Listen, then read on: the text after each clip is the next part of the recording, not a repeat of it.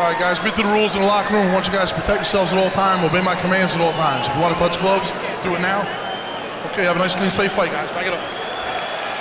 No touch of gloves. Kongo and Barry.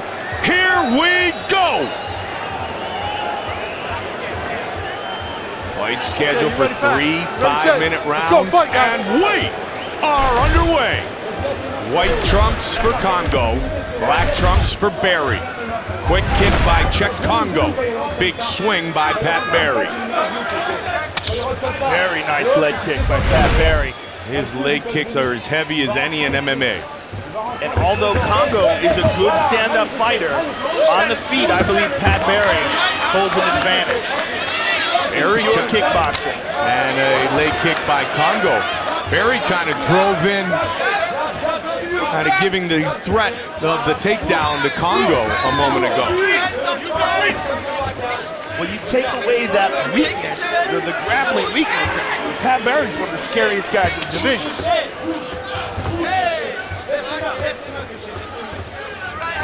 He's just able to let his hands and his legs go more frequently. Both men have taken their share of heavy leg kicks in their fighting career. Big reach advantage of 7.5 inches for Kongo, and he winds up into that one. He's landed 2 very solid ones in a row. They're calling for the push kick in the corner of Kongo. Use that foot jab, use that teep. Kongo is moving to his left, which runs into the right leg kick of Barry. Combination by Kongo.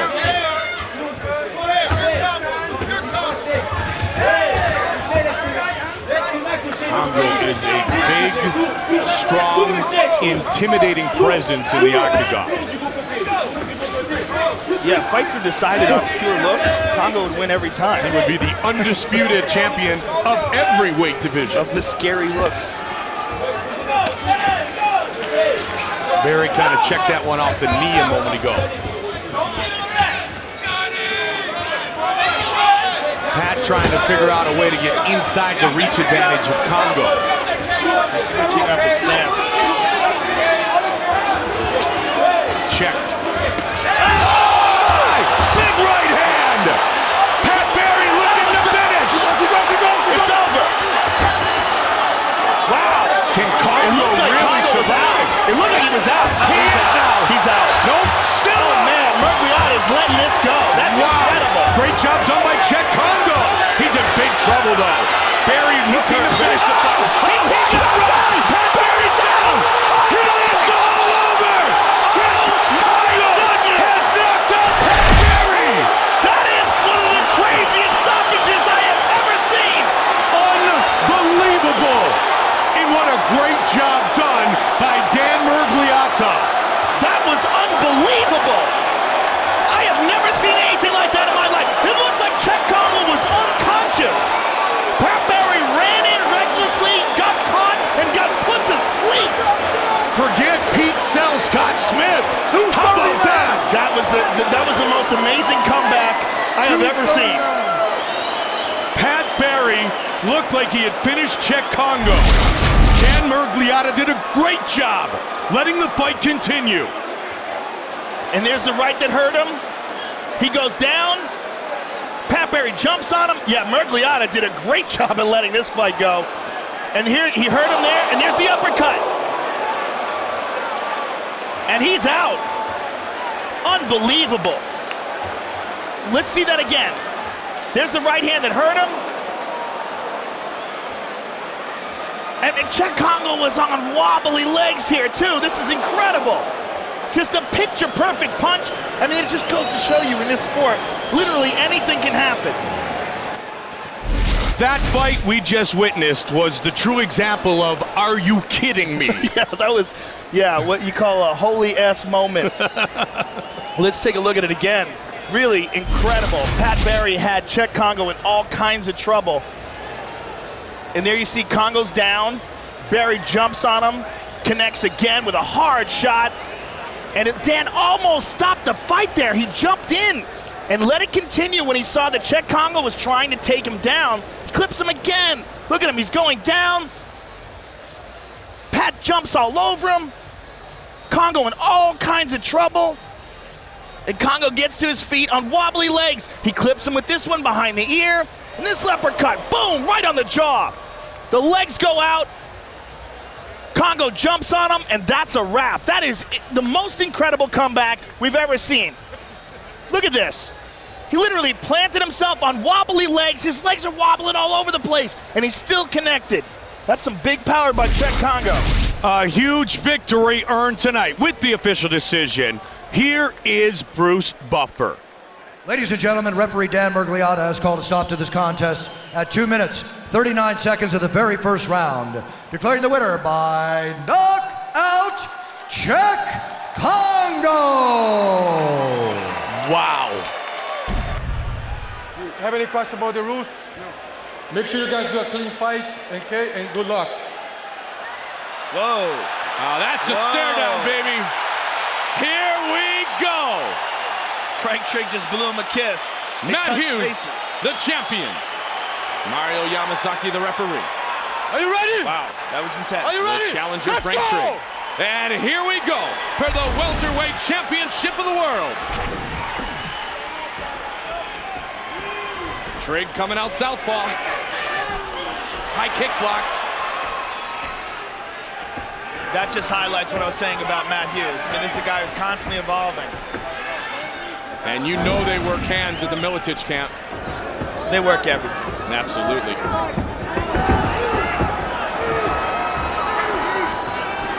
Tie up.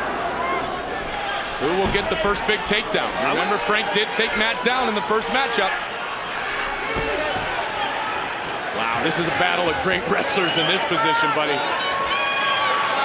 Yeah, it's really interesting to see two guys who could have very easily competed in wrestling find their way. He got hit in the balls. He got hit, yep. Oh, and he's still going after. He's out. And he's trying to finish it.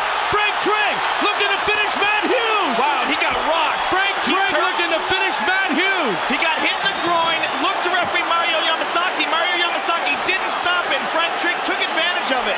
Wow. And now Frank Trigg in a good position. Wow. And he rains down side control. Trying to finish the fight here quickly against Matt Hughes. He's got the mount.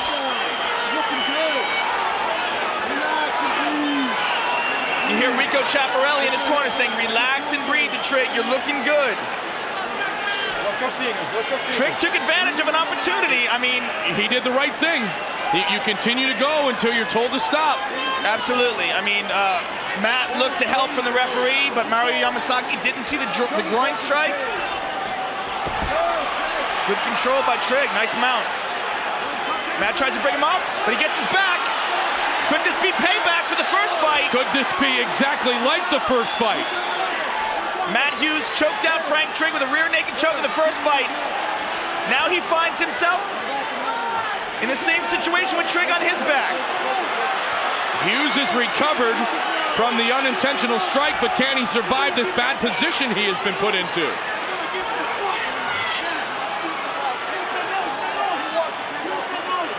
I've never seen Trigg choke anybody out like this. He's got a hold. Matt Hughes in survival mode here. Trigg's doing a really good job of holding it back. Now he's got Look at this. If he stands up, it could be identical to what we saw before with the other fighter taking advantage. Matt's face is going red. He might have to tap. Oh, Matt Hughes survives. Matt Hughes survives. At the Oh, break. my. And here we go. Bam. Whoa! The brink of defeat, and he pulls it out. Are you kidding me? It's payback time. And Matt he will Hughes take has the the mount. And he will try to ground and pound Trigg, who must be exhausted from trying to close down that choke. Absolutely. This has got to be disheartening for Trigg here. He thought he had him. He took advantage of a mistake by Hughes. Gives him his back. Oh, my God. He's got it. He's got it sunk. Oh, a good nice elbow by Hughes. And another one delivered to Trigg. Good job by Trigg rolling away from the rear naked choke, but Matt Hughes has still got him mounted. And dropping those elbows. This is what the UFC is all about. Big elbows by Hughes. He has stopped a lot of people from this position. Trigg. He's got the back again. Will he really stand up here, Joe? I just picture the great finish before. Hughes would be happy to let him stand up, get those hooks in and pull down that neck as he did before. He's got it. He's got it. He's Can got he it. finish? Trigg, it's out, and it's all over, and it's all over. Matt Hughes remains the welterweight champion. Incredible. Incredible. That man is as great a champion as we have ever witnessed here in the Ultimate Fighting Championship. Matt Hughes showing incredible character, incredible resolve, the ability to withstand pressure. He got rocked, he got kicked in the groin and hurt. He turned to the referee for safety. The referee said that he didn't see the shot, keep going. He got rocked by a couple punches. Trigg had his back. Let's take a look at the first knee. This is the first knee to the groin that started things off badly for Matt. Bang, right on the nugget. See, he turns to Mario Yamasaki to tell him he got hit. And then he got rocked. Trigg raining down punches. Listen. Oh, right on the... What's it is? What's it is? You hear Mario Yamasaki said, look out for the knee, but he didn't do anything to stop it, and Trigg took full advantage of this. And then Trigg was so exhausted after trying to put the choke down that he could not survive the reversal of fortunes. Beautiful job by Matt Hughes, overcoming diversity and finishing the fight the exact same way he finished the first fight. The Iceman Chuck Liddell watching from his locker room, reacting to the end of the fight. Oh my!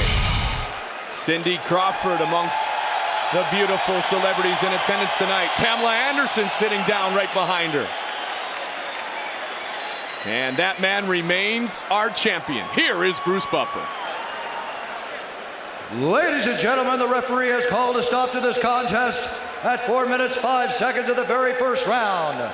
For the winner by tap out due to a rear naked choke, and still the undisputed UFC welterweight champion of the world, Matt Hughes.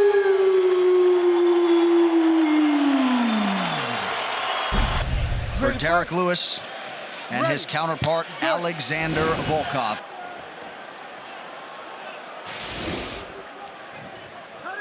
Lewis is in black, Alexander Volkov in gray. And that fight that Lewis had against Verdum, it was October 2017, and Derek forced to pull out just a few hours before the fight, but he's worked hard on his posture. He's stretching pre and post workout now and feels like his back hasn't felt this good in years. We'll see if it pays dividends tonight.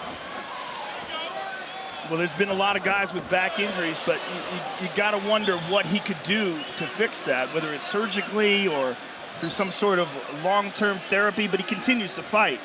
It's very difficult to train when you have that kind of an injury. Right. Almost impossible, Joe. I mean, the fact that he said it limited his training a lot, so I'm curious to see what kind of output he has even in this first round. Did you ask him what he does to supplement with it for endurance? Well, he doesn't have any supplements. He just says, I got a round that I'm going to try to take this guy out in. That's what he said. Wow. So let's see what happens here. He got tagged. Front kick to the body. He's hurt. That body shot hurt him. Volkov's all over him. The knees and the teep kick to the belly already hurt so bad.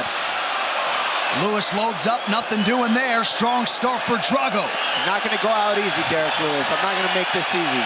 Drago just shook his left hand. Oh my God. Counter right from Volkov. Huge right uppercut. Lands. Derek Lewis trying to tough it out. Something might have hurt his eye or his nose, because you don't react like that unless it lands really wrong. I'm not sure. See, his eye might be, it could be his orbital, but he's toughing it out. He don't care. Let's see what happens here. Pay attention to Volkov's left hand. He was shaking it earlier. He accidentally poked him. Good sportsmanship by Volkov to even say that. Yeah. He could have kept going. Nobody would have known. Volkov's pointing to his mouth, though. He's saying that he fish hooked him. You ready to fight? He's saying something. Why are you stopping the fight? It's okay. It's time to fight. I'm not exactly sure what he's saying. I think he was saying that Volkov was stopping it himself, but there was no eye poke. He just stopped because he thought he was poking him in the eye, and Volkov could have kept going. Yeah, you can lose a fight for calling timeout. Yeah. 2 minutes have gone by. Volkov goes high with the kick, nothing doing. I may be mistaken, but I felt like he was pointing towards his mouth, saying that Derek Lewis like reached into his mouth or something. Huh. I don't know though. That was confusing. He's already landed some big shots to the body of Lewis, and he keeps going to the body with those punches and teep kicks. And I'm being told there was no eye poke, so Herb Dean largely did his job there. Volkov switching up the footwork here early. Where I'm sure the truck will isolate it. Wow, what a crazy looking takedown he attempted. Derek Lewis has had a penchant for fighting well, or at least surviving well off of his back in his UFC tenure. Trying to control posture here. Just over 2 minutes to go in our opening round. Lewis uses that underhook to get back up to his feet. Gonna keep those hands tight. Oh, that's the hand that he said he needed to land, and there it is. He only needs one of those. Yeah, that's what makes Derek Lewis so fun to watch. Hammers. Oh, big takedown. So the high amplitude takedown here from Alexander Volkov. Let's see what he can do with it. Short elbows.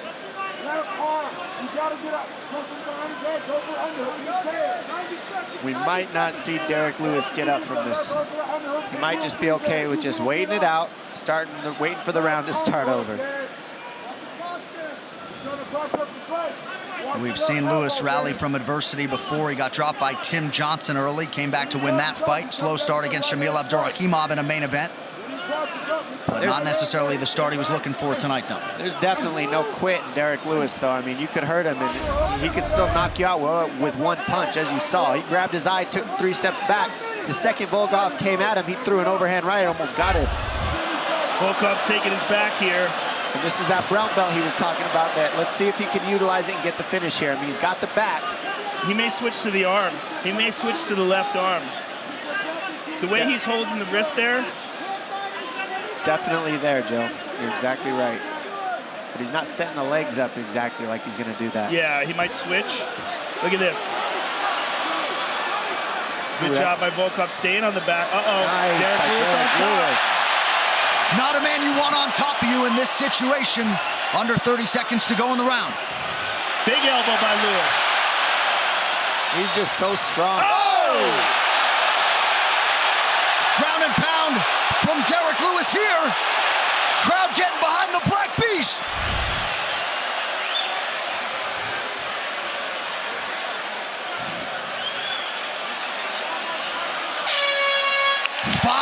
Minutes in the can.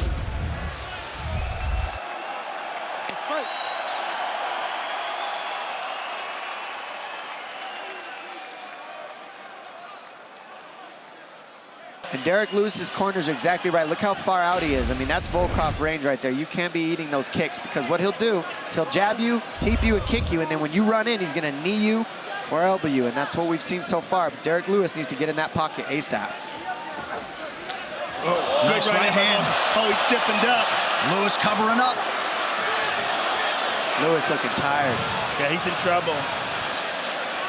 But he will always throw those Always bombs. has that one, though. Always has that punch. And it looks like a potentially serious orbital injury for Derek Lewis that maybe is affecting him in the fight. That's the second time he's gone for that takedown. Yeah, the left eye does seem like it's swelling underneath the left eye, but what's interesting is they had the end swell on the right eye in between rounds, so that might be bothering him as well. I think it could be orbital, like you guys were saying. That's when you usually see people grabbing at their eye like that. It's supposed to be one of the most painful things you can do. Thank God I haven't dealt with it, but I could imagine that big hand of Volkov in my eye might do it too. You just keep moving that head, Dom. There's that right hand again, right to that eye. As a bantamweight, when you watch heavyweights fight, does it kind of freak you out how little they move? Well, that doesn't freak me out. It freaks me out how big and giant they are, and that only one of those punches is just like, it'll probably knock me into next year. They're enormous.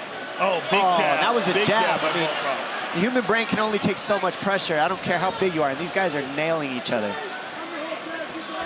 Air Asia, now everyone can fly. Volkov seemingly not in any rush when he has had Derek Lewis on the ropes. Continues to bide his time. 3 minutes now to go round 2. Well, I just think he's got to be cautious because of that. Because Derek Lewis can always fire back and knock you into another dimension. Lewis's 9 UFC knockouts, tied for second most in UFC heavyweight history. 6 of those on the ground. Right now, Lewis is playing the game where he's pulling Volkov back into his power. You see him pulling? He's trying to get Volkov to come to him to land the big strike, but Volkov's not biting. What Volkov could do is start using some jabs, start using those teep kicks, start beating up the legs of Lewis. Don't just look in the mirror is what I call this. You're staring at the mirror, some fakes. Get Derek Lewis biting on something. Right now, they're going speed for speed, shot for shot. There needs to be something in the middle to fill the gaps for these guys to offset each other. Nice, that can land all day. That's the type of stuff Volkov should be doing nonstop. Volkov switched stances quite a bit as well. You see him now, he's moved back to orthodox. He was fighting southpaw for a bit.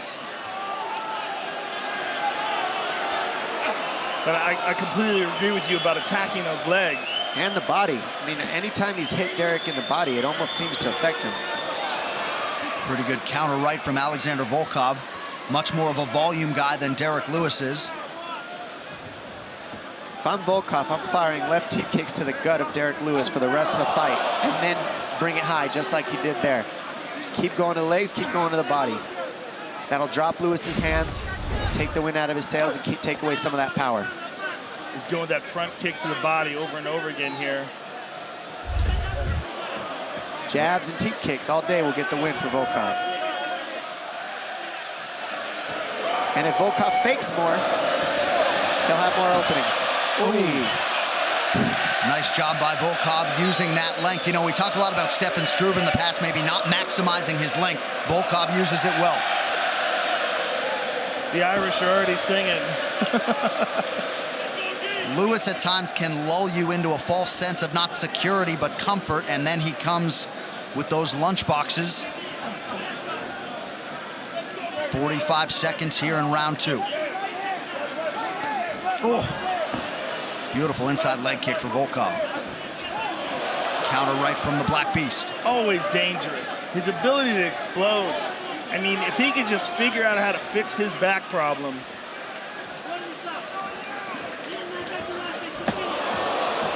Goodness, he's throwing that from the hip and it's still landing. Comes that left high, yep. Uppercut, lost the mouthpiece. Volkov lost his mouthpiece. I don't know if Herb Dean has seen it. He's seen it. He's going to pick it up. You put it in. Ah, you put it in, bro. Huh? Yeah, you put it in. What? I don't think he knew it was his mouthpiece. Oh, wow. So that is the end of round 2. A huge 5 minutes here in terms of the landscape of this UFC heavyweight division. Derek Lewis, Alexander Volkov. We'll see who emerges here as heavyweight contender. Less than 5 minutes now to go. And his corner minced no words. And you can see Derek Lewis looking to unload bombs.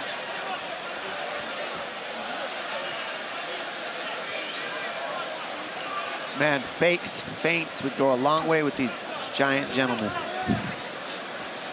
Well, we saw some earlier from Volkov. We're just not seeing much anymore. You see how they're just staring and then going. So there's no break in rhythm. There's no timing. It's just like, all right, when you go, I'll be faster than you. No, I'll hit harder than you. He's giving them a little. There it goes. That's what he needs more of, those. And then teep kicks. Maybe go to the legs a little bit. Lewis playing the pull game. It's the third time he's tried that takedown, and you fake the single and you step around. It's not high percentage takedown, but it does work in transition. But from the outside like that, not very utilized, I would say. Volkov going southpaw here. He wasn't going to engage Lewis there on the ground. Under 4 minutes to go.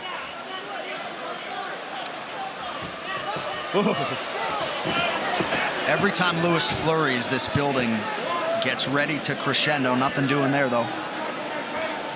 And what's funny is you see Derek Lewis control the pace of fights over and over. Big shot. Right hand behind the ear and another one for good measure. Lewis able to survive another onslaught from Volkov. What a chin on Derek Lewis. Man. It looks like he's gonna go down and then he'll just wing an overhand or something out of nowhere. Almost like he's playing possum. Not here though, that one hurt. Hits the eye again. He's covering up his eye, but it was a punch, according to Herb Dean. Right. And Volkov wisely continues to attack that damaged orbital area of Derek Lewis. Under 3 minutes now to go. I mean, how dangerous must Lewis actually be for Volkov to be taking this pace when he's got him hurt over and over and he's just so cautious? Well, he's so dangerous that Volkov thought that the mouthpiece wasn't his. Yeah. Good point. Well, Lewis came in, at least statistically, if you care, with the best striking defense among active heavyweights. So Volkov has certainly changed that percentage around a little bit tonight. When you get your mouthpiece knocked out and you don't know you got your mouthpiece knocked out. You try to hand it to your opponent, like, here you go. You put this on, man. I don't want it. Ouch, those hurt. Those will work all night. That teep kick, go back and forth and then throw a jab out there. And you can just slowly chop down Lewis because Lewis has no offense right now and he's only backing up. I think Lewis is just saving it for the last minute. I mean, that's all I could really think of here.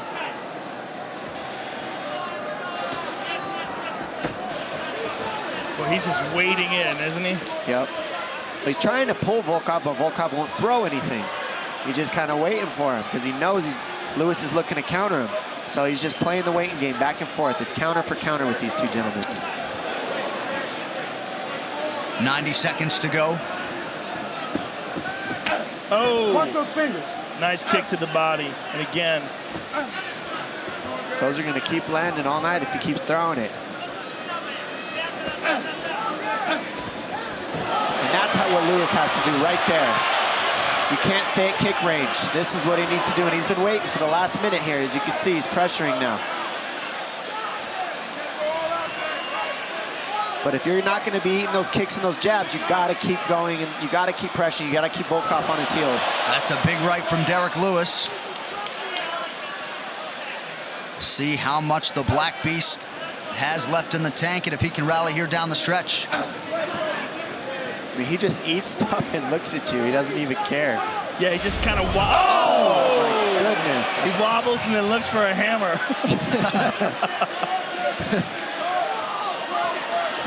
It's so fun to watch, though, because you just don't know what's going to happen. You're exactly right.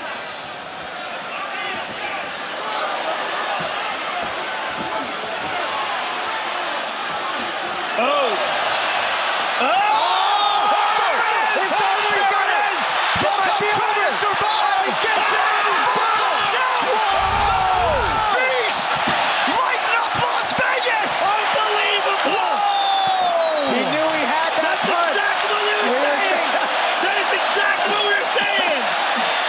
So hard. Incredible finish. Unbelievable. Volkov does not know what happened. Volkov still getting his wits about him. They help him to his feet. The Black Beast has done it. Goodness. Unbelievable. Where's Daniel Cormier at? Wow. Derek Lewis. Unbelievable. It really is, though. It truly, really is. It's unfreaking believable. He's crazy. He does not care. He'll take a nap in the middle of this octagon right now with the microphone in his hand when you're interviewing him. That kind of power and that heart. Heart is right. He's touching his heart right there. He knows. Well, just when you thought his fan base couldn't swell anymore, I present to you UFC 229. And this is heavyweights, ladies and gentlemen. Boom! He waited the entire fight, a 1-2 down the middle, and then non-stop, disgusting ground and pound. Jab, overhand right, Bam! On the money. Folded the skyscraper to the floor and then gets pounded into rubble on the ground. Bam! I mean, you see his head just fold back like a Pez dispenser as his mouthpiece falls out again. Insane power by Derek Lewis. This man knows he had to tough it out and knew if he landed, it would be over, and he proved it. Look at that ground and pound. It's all over. He has that break your face open type of power, and with respect to Cain Velasquez and everybody else, there may be no more dangerous ground striker at present in this heavyweight division than Derek Lewis. Well, I don't know. Just the amount of power that he has in that core and the way that he throws his punches is insane. I think he just took his pants off in the octagon. That's a new one for me. Look at that. I don't know why he did that, but he did do it.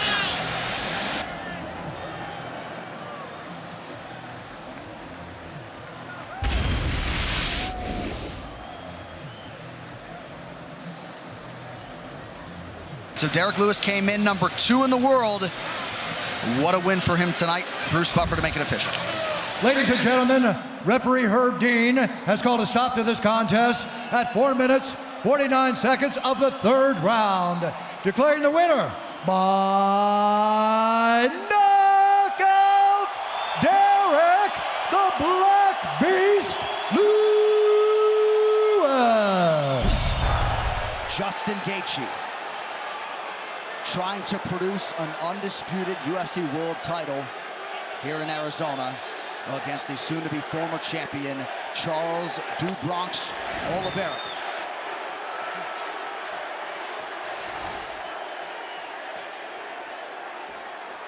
Gaethje in blue, Oliveira in the black and gold, defending a champion.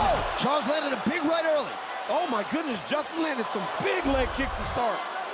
But Charles hurt him with the right hand already. Charles hurt him. Charles hurt him bad with the right hand. Yeah, his right leg is wobbling already. Justin's gonna beat up that leg though, man. If Charles doesn't check. Oh, he hurt again. For Gaethje, knocks Oliveira down.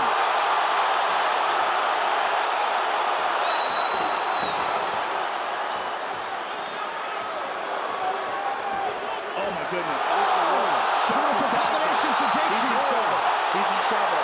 That left hook of Gaethje. Yeah, I think that might have been a right hand that time. But it clipped him. Whatever it Hurt was. him bad. Oliveira is bloodied on that left side.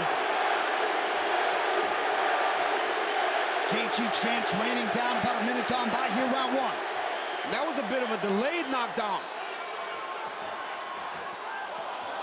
There's that Gaethje leg kick. Now he's loading up. Gaethje is loading up with that left hook. Nice little uppercut from Oliveira. Switch knee, guillotine attempt, right hand, front kick to the body, and here's that pressure from Oliveira. When he gets that pace going and lifts that left leg, he starts marching towards you. Oh, big left from Gaethje. And a return on the counter right by Oliveira. Watch the knees here of Oliveira. Pull guard, look at this. Justin's like, not today, son. Gaethje knows where he wants to fight. Nice body shot there by Gaethje, but a good knee by Oliveira. Oliveira certainly wearing most of the damage early on.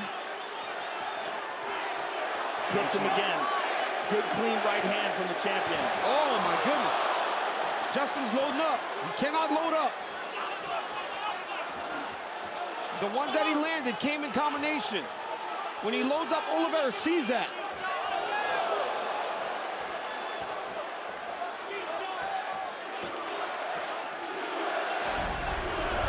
This is crazy. Absolutely nuts. Through half a round. Gaethje back to work on the leg kick, landing a right hand. Big knockdown with a right from Oliveira. Now trying to transition to the back. This is not good. You cannot let Oliveira on your back. He's gonna take the arm. Yep, he's gonna take his arm. Oh, big elbows from Oliveira. Justin's in a lot of trouble here. I mean, this Charles Oliveira, man. I mean, Rogan, this He's got a triangle. He's got a triangle. Oh, he's got a triangle, too. This Oliveira is just... Oh, my goodness. Gaethje's out. He can't let him take his back.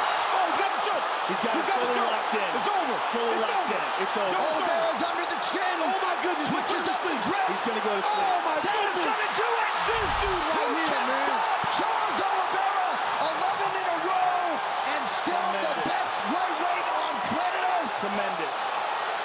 This dude right here, man. Absolutely tremendous Dude performance. is a savage. This cat right here is a savage. Michael Bisping versus Anderson Silva. Top of the bill here in the O2 Arena, London, England. Herb Dean is tasked with overseeing this main event, scheduled for 5 5-minute rounds in the middleweight division. As if you need reminding, Anderson Silva in the black, Michael Bisping in the white. Nights don't get bigger than this in London. I don't even want to say anything, John. I'm right on the end of my seat right now. Anderson circling Michael Bisping. Bisping leaded with a head kick to start with, but Anderson slipped out the way of it. Michael controlling the center so far. Silva has good memories of competing in London. He predicted that he would be the villain this evening, and that didn't bother him. He's speaking about bringing back the belt to Brazil, and he wasn't really talking about that so much when he was fighting Diaz. That obviously gave him some confidence. That 13-month layoff has really increased his hunger, and he sees Michael Bisping right in his way to getting that title shot. He certainly looks far more relaxed. Michael Bisping just caught him with a glancing left hook that caused him to smile, and immediately he comes straight into the center to meet Michael Bisping. Bisping's camp have been very, very happy with the progress that he has made in this training camp. His head is in a very good space. Physically, things have gone very, very well. Michael's constant movement makes it very difficult for Anderson Silva to settle into anything. You can see Michael's always adjusting. There's always slight movements in his head and shoulders, feints and fakes. It's very nice to watch, and it's difficult to set somebody up for something when you just don't know what they're doing. Michael Bisping pushes forward, lands a right hand, and Anderson Silva stands still. Bisping works very well behind that jab, but he can't go chasing the spider. It's got to be a really decent mix of pushing the pace but not being exposed at any time. Which is so difficult against a fighter like Anderson Silva. You don't even always know you're exposed until you're unconscious. Michael Bisping swings another head kick, just misses.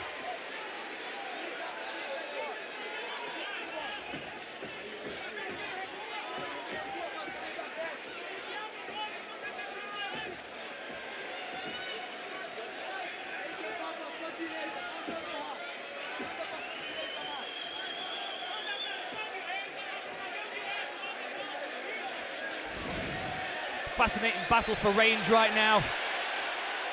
Both fighters just feeling out their range and their distance and seeing what they can touch their opponent with, seeing how they respond, what openings they give them, what tells they have. Michael Bisping with the greatest number of significant strikes in UFC history. Good work from Michael Bisping, stepping in there, landing 2 shots. Anderson's backed him up against the fence, looks a little more aggressive than normal. This potentially is the Anderson Silva we saw at the weigh-ins yesterday. Really fired up to show Michael Bisping what he's capable of. Silva looking to set himself in position. He has the precision of a watchmaker. Bisping managed to fight himself back into the center of the octagon. And really, Dan, as the fight goes on, Bisping only gets stronger. He does. You know, as we close into the later rounds, that's when Bisping starts to pick up his work rate. It's these early rounds that Anderson Silva is the most dangerous. When he's as unpredictable, he's not showed his card, he's not showed his game. Discovered that it's Michael Bisping's birthday this week as well. What a present it would be to himself if he pulls out a victory here in London. Good work from Bisping, covering distance here. He's taking his feet with him as he's stepping in, which is very important.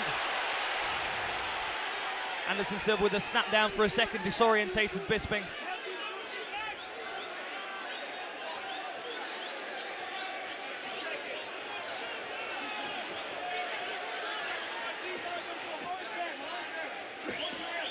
Bisping backing Anderson up to the fence. Good head movement again from Anderson Silva. Looking very confident. Again pushes Bisping back to the fence. Oh! They're good shots from Bisping. Anderson looked wrong for a second, but he's fired up. Bisping found the target very nicely indeed. Silva looking to embrace the counts, having absolutely none of that. Things are hotting up here in the O2. Very interesting, John. 60 seconds is far too long to wait for another round. Straight back into it then, Dan. Round number 2, queued up by a roar from the London crowd. Michael Bisping gaining confidence from the end of that round. Jason Perillo in his corner saying that he stole that round with the last flurry. Bisping pushing him back against the fence, trying to get him over his heels. So elusive is Anderson Silva. It's really difficult to commit 100% to anything, feeling that it may potentially miss. What's the self-talk for a fighter, Dan, when they're faced with something like that? You know, it's just a case of sticking to basics and being sure of your game. Michael Bisping needs to be confident in his punch placement. The hesitation will cause him to miss. Memories of the Stephan Bonner fights are playing out in front of us. The difference being Michael Bisping is considerably faster than Stephan Bonner. Bisping doing a good job of not playing Anderson Silva's game there, backing up off the fence, standing with his hands on his hips. Keeping a very level head is Michael Bisping, but confidence beaming out of Anderson Silva.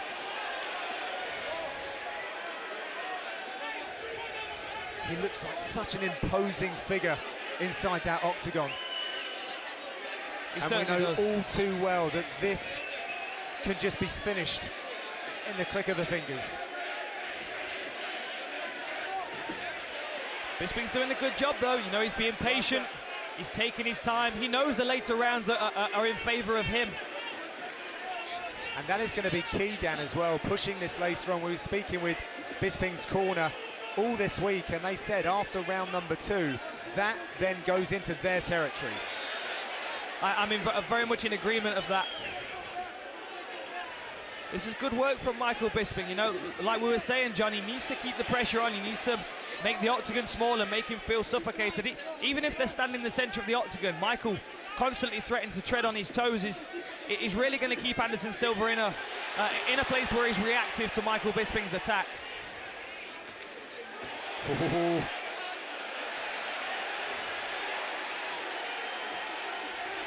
Once again, Bisping keeping his cool,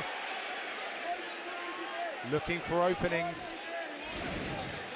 trying to engineer a situation where he can land that right hand, or perhaps some of his knees that have served him very well throughout his career. Here comes the pressure forward of Anderson Silva.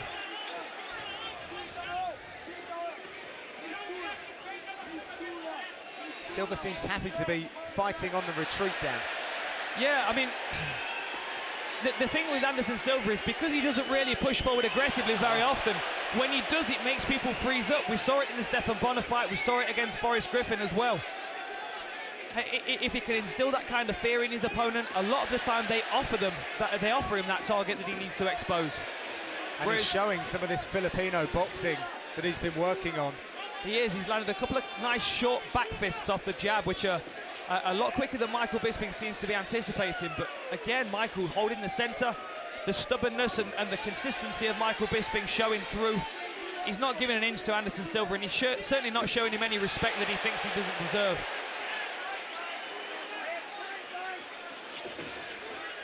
Anderson briefly looked over at his corner for a second for confirmation of something.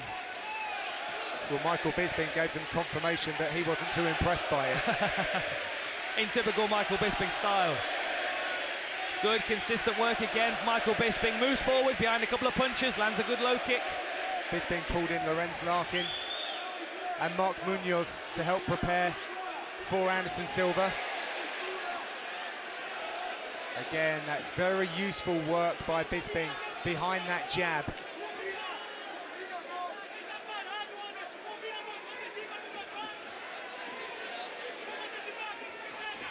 Oh, and again, nice. Anderson goes down for a second. Good uppercut from Michael Bisping. Michael's pouring on the pressure. Really good work from Michael Bisping here. This definitely puts him in control of this fight so far. Bisping is looking to hit the switch on Silva. Silva seems to have cleared his head a little bit. But Bisping is in the ascendancy here in London. He certainly feels the momentum shift. Last 10 seconds. Good clean punches and shots landed. Good elbows from Michael Bisping. This is exactly where Michael wants to be going into the third round. Good defensive work at the end there from Anderson Silva to stay in the contest. Very good spatial awareness there at the end of that round from Michael Bisping. This, Dan, is not disappointing the crowds here in London. Not at all, not at all. This is a fantastic contest between two really talented strikers that are not scared to exchange on the feet. Anderson Silva now looks to have switched on a little more. He looks like he's got more respect for Michael Bisping now. He certainly looks like he's taking this fight a bit more seriously after that knockdown. Well, he was conservative against Nick Diaz, but he started to loosen up as the fight went on. I mean, we talk about Michael Bisping's output going into the later rounds, but let's not forget that Anderson Silva, well, I can't remember the last time he wasn't in a 5-round fight. Well, no, this is it, but they just don't often go 5 rounds. That's the thing with Anderson Silva. But when they have, you know, he's been consistent. I mean, look at the Sonnen fight. It was the 5th round. He lost all 4 of the first rounds and then took the last one. Took the last one with a beautiful triangle. So you can never count Anderson Silva out, but this certainly bodes well for Michael Bisping.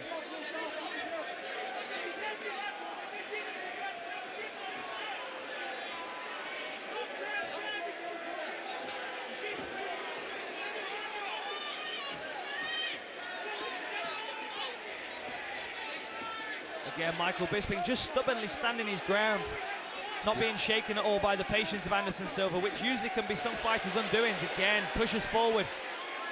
Very good at taking his feet with him is Michael Bisping. Doesn't overextend, doesn't reach with his punches, moves in well, stays balanced.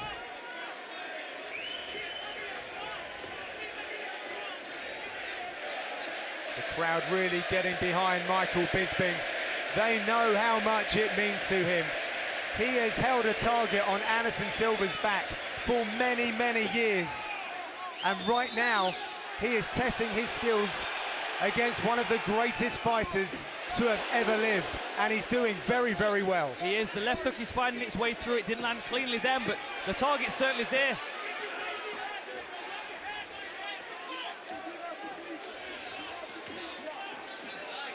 Beautiful, good strikes from both guys there. Saw the sweat ring off each other's heads. Yeah, both of these fighters glistening under the bright lights inside the ultimate proving ground. Anderson Silva poised to strike, but the constant work rate and movement of Bisping is a riddle that he is finding fairly difficult to resolve at the moment. Kick caught by Anderson Silva. One low kick, Michael Bisping straight back to his feet. Big head kick from Silva.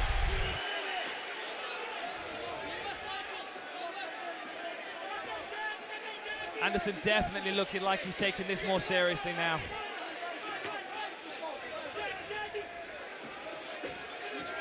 Well, there's absolutely no doubt about it. Michael Bisping has been all business this week. He has got his game face on, and he is in the zone.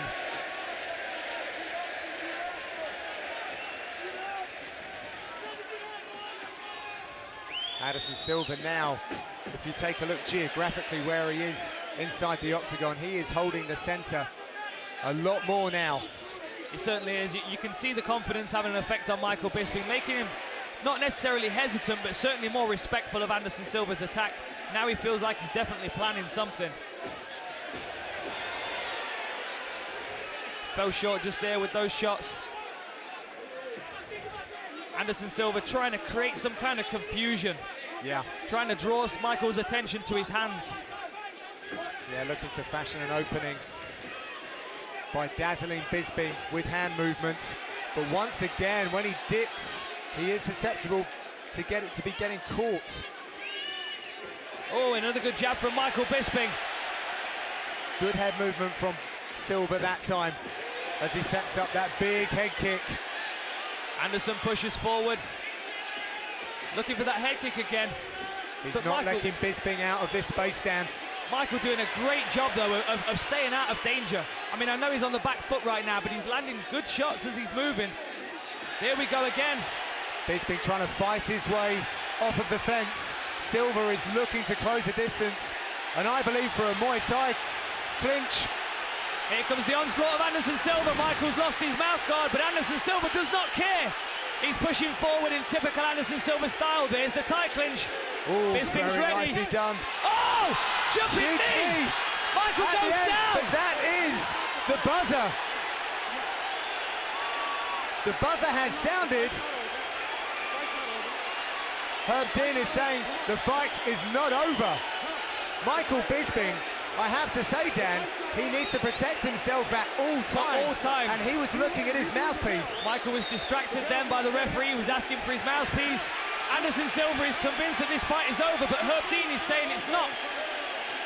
But now you've got to expect Anderson Silva to charge forward and try and get this fight won immediately. That jumping knee put Bisping on bad street. He was definitely hurt. But now the fight started again, and Michael Bisping is back to pushing forward, although his head surely has not been cleared from that jumping knee. Well, Bisping is maintaining range versus Anderson Silva, who is circling the octagon. Silva's, in doing that, is giving Bisping time. See, not only can Anderson Silva create chaos in the fight, he can create chaos in the arena as well. Like, nobody knew what was happening. Anderson Silva immediately took charge then and declared the fight was over. Fair play to Herb Dean for standing his ground and making this fight continue. It got so very loud in here. I mean, I didn't hear that final bell. There's some definite damage to Michael Bisping's nose, but that does not seem to be deterring him at all. He almost seems annoyed at how that last round ended. You need some time? Shot was fired a little low. The crown jewels of Michael Bisping. Bisping fights on. What a war we have here in London. Bisping forcing Silva's shoulders up against the fence. Michael Bisping is not giving Anderson Silva an inch here. Although Anderson Silva looks like he's playing, Michael Bisping is landing shots here. Bobbing and weaving is Silva. Popping and nailing is Bisping. Setting up that big right hand is Michael Bisping. But Silva seems to be happy in this stationary position. He has an opportunity to move out of that space. I have to wonder whether this is part of that Filipino boxing style that he's been adopting. You know, we saw him against Stephan Bonner doing this as well. Very much a Wing Chun style of parrying and countering, like a Bruce Lee Jeet Kune Do effort. Exactly that. Oh, good work by Michael Bisping. His hands are very fast, and Anderson just doesn't seem to be able to keep up with him. Jason Perillo asking Michael Bisping to start working the body. If Anderson's standing square to him, start thundering at that solar plexus and see if we can take the fight out of him that way. Anderson Silva is not fighting to win points on the scorecards. He's not. He's looking for the big highlight reel finish. And that could be the pressure of Anderson Silva, feeling that that's what everybody expects of him when he's in there. People do expect the big finish. They do expect the flamboyance and the flashiness. And that was his undoing against Chris Weidman. But he seems to be playing that game again here against Michael Bisping, and that could be a bad tactic. You know, we're in the fourth round now. Although Michael Bisping suffered a good knee in that last round, he's still pushing forward here.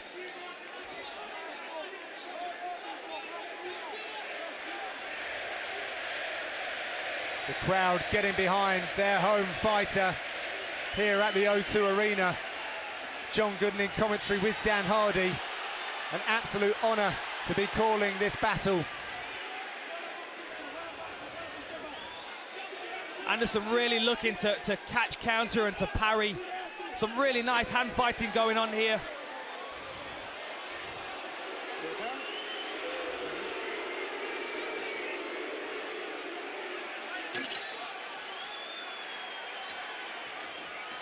Oof.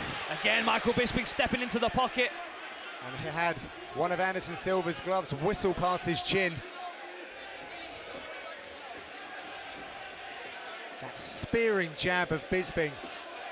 Been so very successful this evening. He's worked so diligently behind it. Forcing Silva back against the fence once again.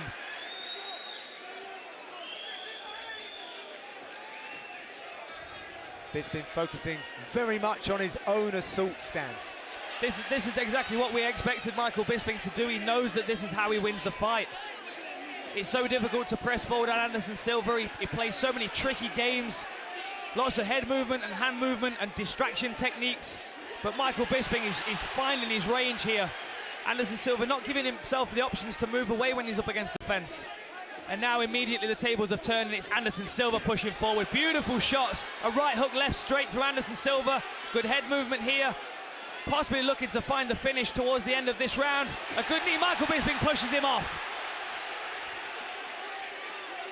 Silva in a kind of Muay Thai-esque style, building up flurries. Oh, there was that upward elbow that he knocked out Tony Strickland with, and a short left elbow comes over the top. Lands good shots against Michael Bisping. Upward angled, straight right, followed by a big left from Silva. And now he's got Bisping pressed against the fence. Superman punch to see out the round. Fifth and final round here in London. Anderson Silva versus Michael Bisping. Luke Rockhold very close to the action, checking out this fight. We can see Michael, he's marked up, he's bloody. There's some damage to his nose. We can see some marks on Anderson Silva, but for the most part, he looks fairly clean.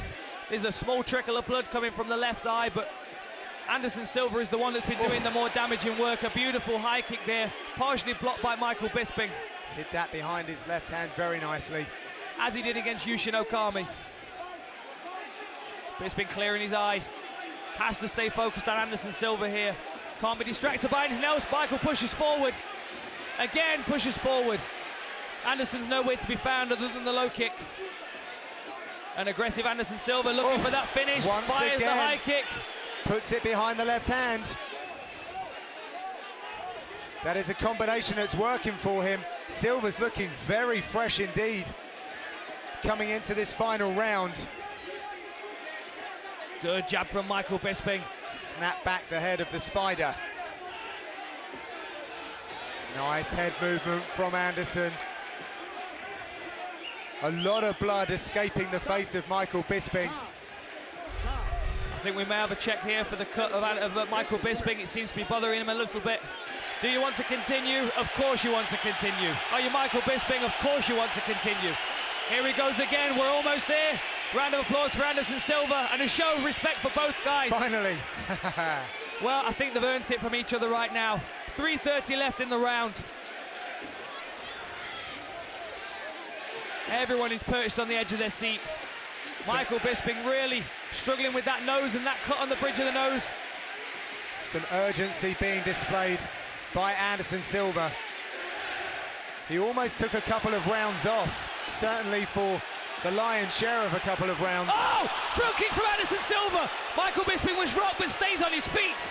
Anderson Silva closes the range, 3 minutes to go. Bisping is hurt. A knee from Anderson Silva, another knee from Anderson Silva. Looks for the tight clinch. Bisping is in retreat, firing warning shots. He's coming back, trying to fight his way off of the fence. Anderson Silva once again sinks in that knee. Oh! Beautiful Present inside kick turning there kick from Silva.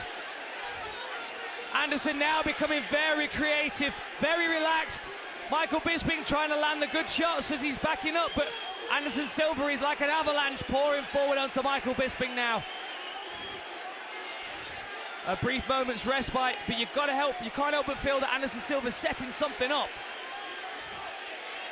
Michael Bisping has never needed to watch his defences more in his career than he does in this final 2 minutes and 10 seconds. It's really difficult to know how the judges are scoring it, especially with that controversy at the end of the third round. But neither fighter is backing up here. Michael Bisping is giving ground, but he's still in the fight. He's still firing forward. He knows he is close. He knows he's landed a great many shots on Anderson Silva. But Silva knows he has a wounded Bisping in front of him. Anderson looks like he's measuring.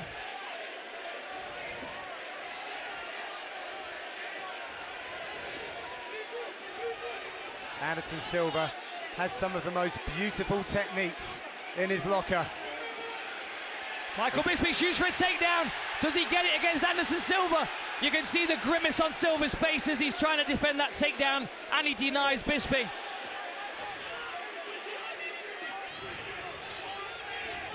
Michael Bisping is really in the mood today. Is this his defining career performance?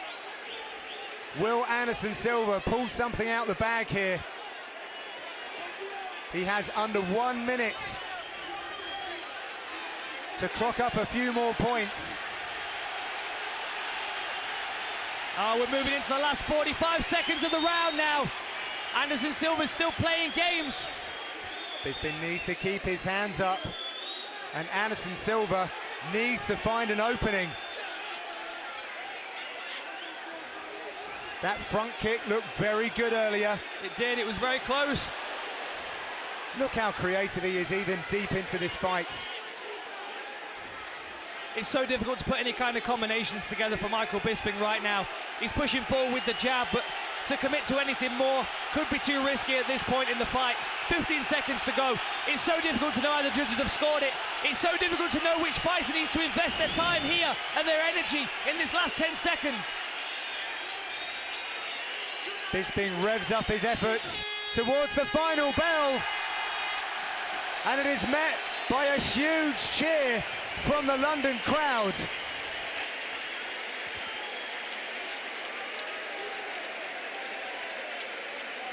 All three judges have scored this contest 48-47. For the winner, by unanimous decision,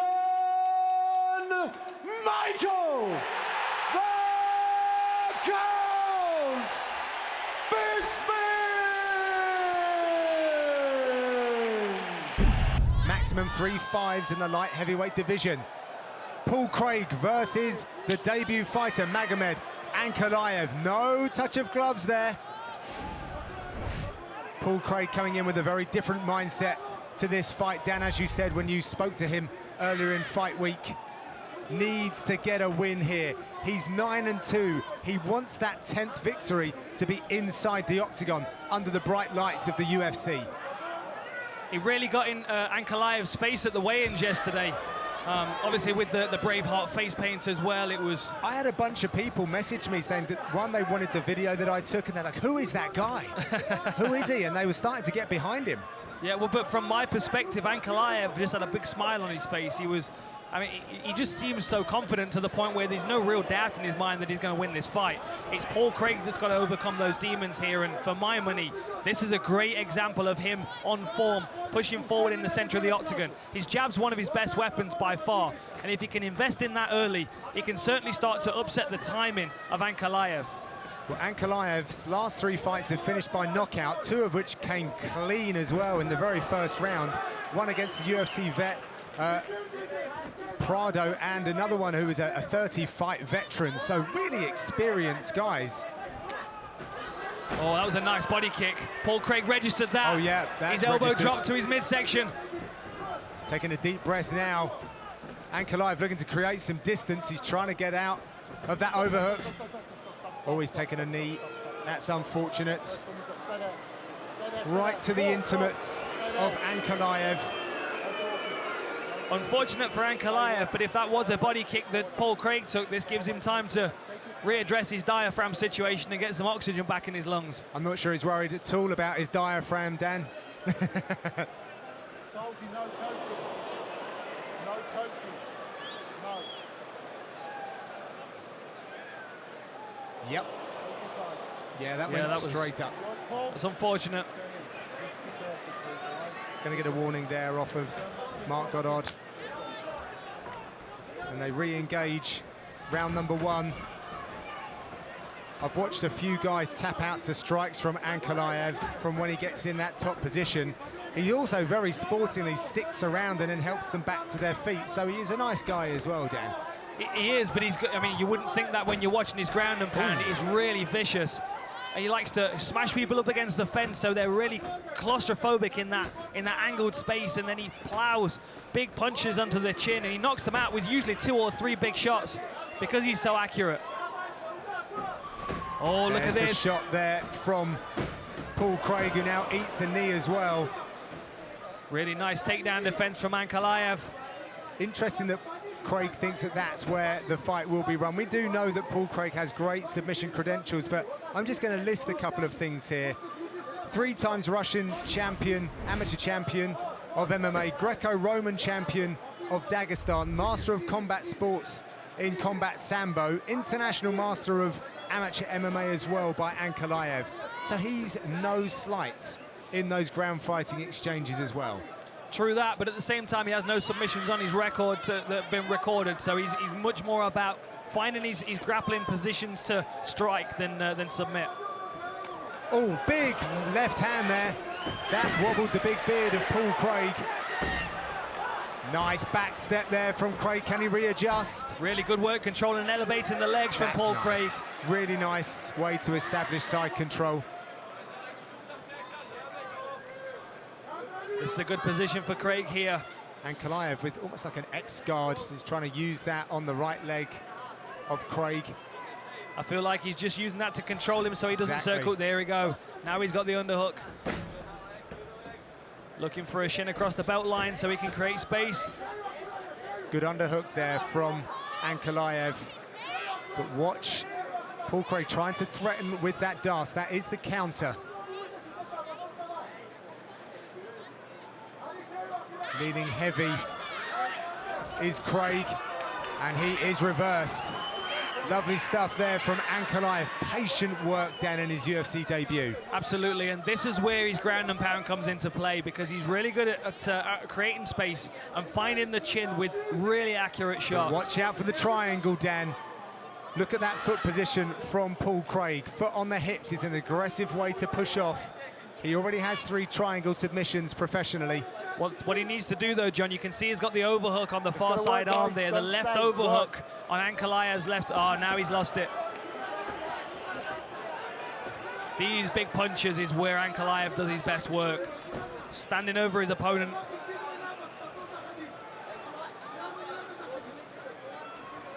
I spoke to Ankalaev's team, and they said that he was hungry, ready, and finished it off with simply by saying he is a monster. Last 10 seconds. There's the clapper as Ankalaev tries to get past the hands of Paul Craig. Sorry, the legs, and lands straight in to the mount position as well. A ferocious finish to round number 1. So as you can see here, Ankalaev really stinging Paul Craig with a long jab. Paul Craig invested in some kicks, but he got caught with a nice tight shot there, and he level changed in, which managed to finish the takedown. Ankalaev did a good job of elevating him, and then in the scramble, Ankalaev finds his way back to a standing position. That is, of course, only on UFC Fight Pass. Round number 2, Craig in the black, Ankalaev in the red. Strong finish for Ankalaev as he leg dragged Paul Craig and then landed some big shots, took that mount position. That is the lasting memory. What will he do round number 2? Nice reverse kick there from Paul Craig. Just to give an alternative perspective of that front round, that may have been exactly what Paul Craig needed, given the fact that he's lost his last 2 fights in the first. He may have needed to go through a little adversity just to rebuild that confidence. And he certainly did that at the end of that first round.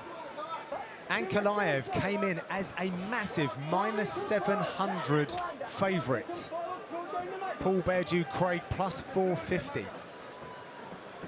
A lot of hype surrounding Ankalaev, who trains out of and comes from the Dagestan region, trains sometimes down in Chechnya as well. We've seen fighters from that region have a lot of success in mixed martial arts, and of course here under the umbrella of the UFC. He actually won a Grand Prix recently, Dan, where he had to fight his teammates and he knocked him out. That was over in Chechnya. That's a good teammate, John. Well, you actually have opinions about that, don't you? Sometimes you do have to, you will come across your teammates at some point if you're in the same weight category. Certainly when you get up to the top levels, I do think it causes problems, and I do think that, you know, it's perfectly fine for people not to fight their teammates on lower levels, but when you start getting up to this level, you know, you get into the top 5 and top 10 and you're sharing the space with teammates, a decision sometimes has to be made. Now, that's clearly not a decision that Ankalaev's going to struggle with, because he's already made that decision on the lower levels. So he's prepared to fight anybody to get to the top. I mean, this is a selfish sport at the end of the day. All these fighters are here to be successful in their own right, and Ankalaev's 100%. Oh, look at that break of the clinch combination there. Well taken by Paul Craig, but certainly something to consider when they lock up again. Good work by Craig, edging forward, landing those kicks. Yeah, low, then high from Paul Craig. Massively outpointed on the strikes at the moment, though. Ankalaev 33-7 for Paul Craig.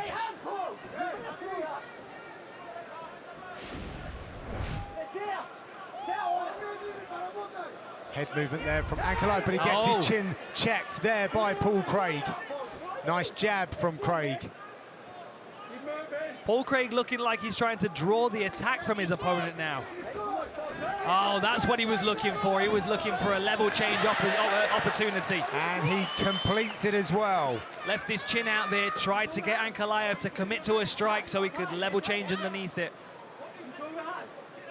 Ankalaev scooted his butt back to the fence. Craig looking to establish this position, Dan, before he starts either some strikes or moving forward. And you just got to be so careful. It's very even on the ground. Nice. From his knees. Wow. Lifting Paul Craig up and just dumping him on his back. That's some real deadlift strength there from Ankalaev. Not really needing the strength of his legs at all to lift Paul Craig up. Now he finds himself in a side control position. It was a perfect takedown, Dan, to find that position straight away, off of his knees as well. Wow. Very impressive. Paul Craig's got to move here. His arm's in the wrong place for an arm triangle now. Oh, Ankalaev abandons it. Works elbows to the body instead.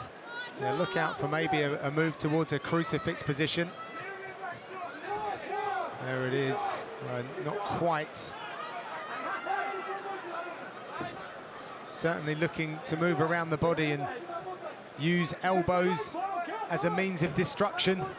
Look how Ankalaev's using his right arm to keep the hip pinned to Paul Craig. Now, as soon as he releases that, Paul Craig lifts his hip off the floor and starts to turn into him. Side of the head. Side, shut up, side of the head.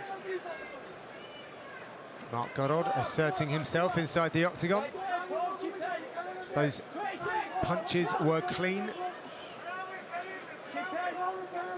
People are often surprised. There's actually a lot more of the head that you can strike in the rules. The back of the head is below the ears at the back of the head. It's not the top side, the crown of the head. It's not the back corners of the head. You know, you can really strike a lot of the head. As long as your glove is hitting a part of the ear as well, then it's not the back of the head. And these guys have big hands. They do. Beautiful work here. Look at that. Nice long-range strike from Paul Craig there. Now, he was looking for Ankalaev to try and commit to a shot there before he could level change, but he committed to it anyway. He still managed to drive through, but this was really impressive. A lift from his knees was able to place Paul Craig on his back. And then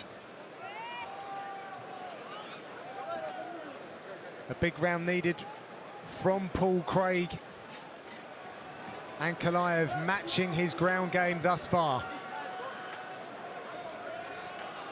This the third and final round of this light heavyweight contest. Straight to work is Ankalaev. Slips and rips. Big head kick. Lovely combination there from the Russian. Look at the power he's generated from his knees again. A real panic takedown attempt there from Paul Craig. Massive sense of urgency there from Ankalaev, who cranks up the tempo.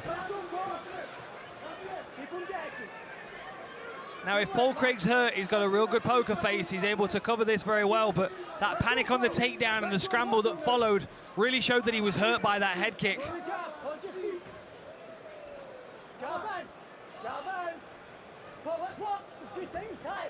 Ankalaev out of the southpaw stance, but I have actually seen him knock guys out from orthodox as well. A nice head kick there by Craig. Trying to chalk some back up from his corner. Paul Craig needs to really up his output if he's going to win this round, if he's going to win this fight. 45 strikes to 9 at the moment in favor of Ankalaev.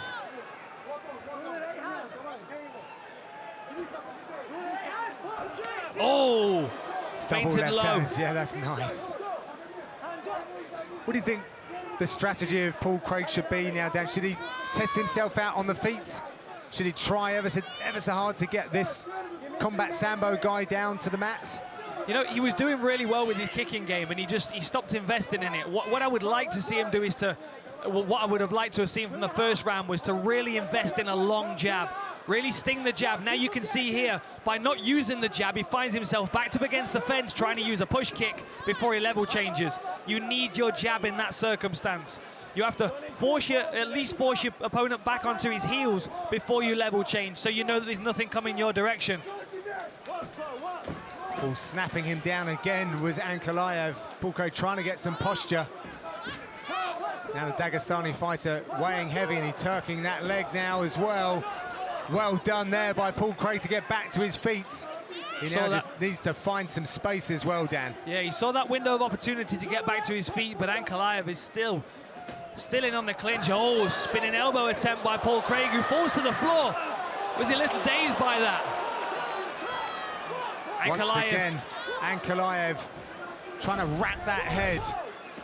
And there was a couple of punches to the back of the head there. Or maybe not. Maybe I saw that wrong. I think that was a warning from Mark Goddard to not throw any more strikes to the back of the head. It's difficult in that circumstance because obviously Paul Craig is turning to face us in the commentary booth, so he's actually turned his head away, and the position that Ankalaev was in, he couldn't see the direction that the head was turned, so he's just throwing to whatever target's there. Ankalaev looked to pull and turn Paul Craig over, but Craig was wise to that. Does, however, roll and puts Ankalaev into his guard. Big shots from Ankalaev here. Paul Craig crammed up against the fence in a very uncomfortable position. 1 minute 40 left here in this contest. Got to do something big here. Nice, let's go.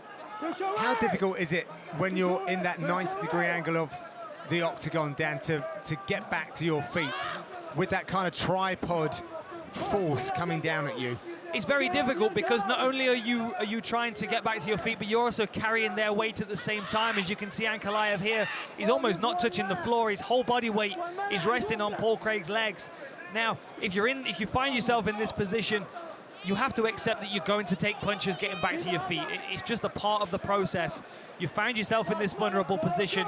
You have to accept that you are going to take some shots if you're going to get back to your feet, and you just have to go for broke and try and get there. You know, there's a benefit in having your back up against the fence because you can use it almost as a rest to drive yourself up into. It's like doing a squat against a wall. You can use the wall as a support, but you have to get your feet underneath you to do that. And Ankalaev, using good head position here, is forcing Paul Craig to accept this position. And it's forcing those vertebrae at the very top of the spine, but the neck, the kind of top of the back and the head, and putting a lot of horrible pressure on the neck and spine of Paul Craig. It also gives you very little options to move your head when you're in this position. Which means you're going to take some shots. Last 10 seconds in this round and contest. Oh, look at this! Beautiful work by Paul Craig. Big triangle set up. Oh, Wow! In the dying seconds, what a comeback from Paul Craig gets the win. Unbelievable. Wow! What a comeback. I have never seen a turnaround that quick before. For my money, Paul Craig was out. He was crammed up against the fence. The 10-second counter went, and Paul Craig threw that triangle up like a Venus flytrap, clamped onto his opponent. It's not over until the fat lady sings. Where's the fat lady, John? There's the 10-second counter, so we're 7, 6 seconds, 5 seconds, it's clamped on, he's squeezing, and as soon as the bell goes, the tap's right there before it. That's very incredibly impressive from Paul Craig to squeeze so hard in such a few seconds. Amazing. What a good lesson for Ankalaev, who was dominating that fight from start to finish. And what a confidence booster from Paul Craig.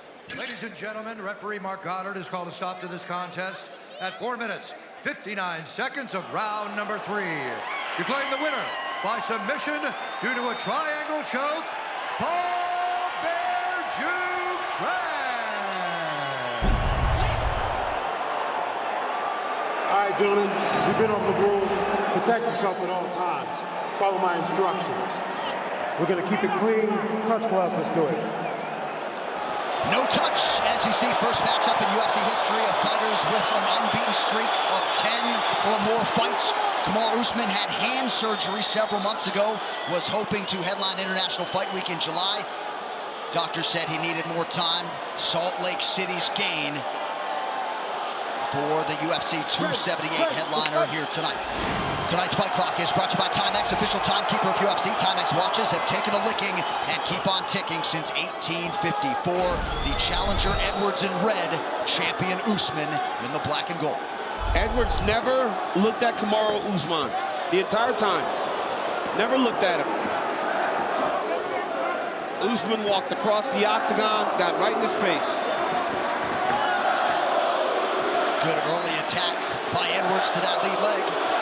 Don't expect these guys to fatigue, as you've seen on so many fighters tonight. Edwards has been here for the past 2 weeks of acclimating to the climate. Usman trains in Colorado at altitude. So both of these guys are prepared for this environment. Edwards slept in an elevation tent his entire training camp. So these guys are taking everything into account. Win a UFC Octagon Tour and the new OnePlus Nord N20 with premium features and 5G speed. Scan the QR code there for a chance to win it all.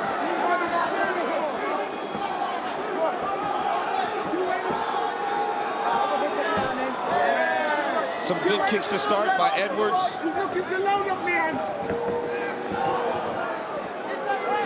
Edwards will switch stances, but he prefers to fight out of that southpaw stance. Big shot by the champion. He did a great job of getting his hands locked immediately. Well, the fact that Edwards defended that is a very big moment for him. No doubt. Because maybe that deters Usman from taking multiple attacks. He started the Colby Covington fight. He made a mistake. Yep, made a mistake. Now the champ's on top. He might not have got there in the way that he wanted to, but he got there.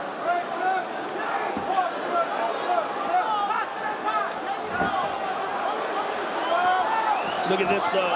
Up to his feet again. That's big. Oh, yeah. Edwards did a really good job of creating a scramble. Just moving to get back up to his feet. Now he's got to attack the hands of Usman. Well, you see he's prepared for that, the way he framed off with his left shin. Yep. The way he got back up to his feet. He almost swept him. And you know Usman's okay with a fight like this. We saw it in the Masvidal fight. If it takes place in the clinch and he's working in close, he is more than willing to fight this type of fight. Edwards doing a real nice job early, though, with his defensive wrestling. Usman attacking with knees here up against the fence. Dos Anjos fight, Woodley fight, spent a lot of time in this clinch. Great job pummeling under there by Edwards, getting that underhook. And we saw this in fight number 1. Edwards did a good job.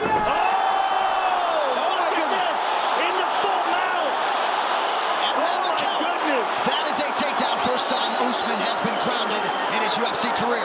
Edwards did a really good good job of getting to the overhook and under, stepping over, using his height to crash Kamaru Usman down to the mat. I think Usman did not expect this. That's one of the reasons why this happened. Well, Joe, you talked about this on the walk. His offensive wrestling is so much better. Yeah, it's gotten much better. And he just landed some good shots. And this is unfamiliar to Usman. He hasn't dealt with this, being on the bottom.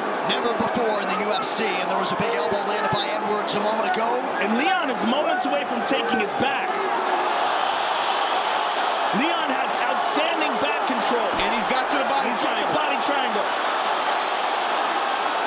The lone loss in Kamaru Usman's career is by rear naked choke in his second fight. And this is a fresh Leon Edwards on his back here. Oh my goodness. But it's on the chin. Usman's got to just keep on fighting. Edwards is going to keep moving side to side to try to get an arm under the chin. But that body triangle is huge, and Usman must turn his left hip towards the mat to alleviate some of the pressure. Yeah, Joe, he's got to move it to the opposite side. Leon's trying to get under that chin.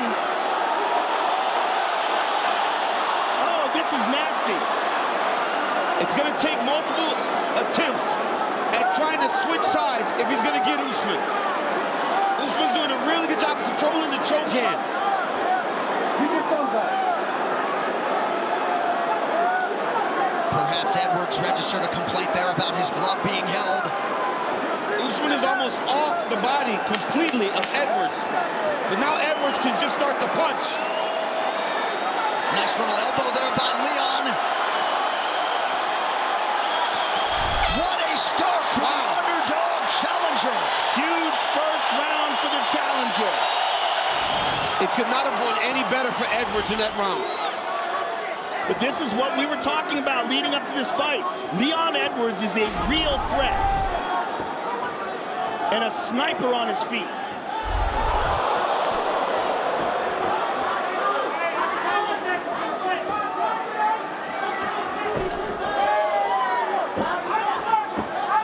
But the power of Usman, if he can land, he can put you out with one shot.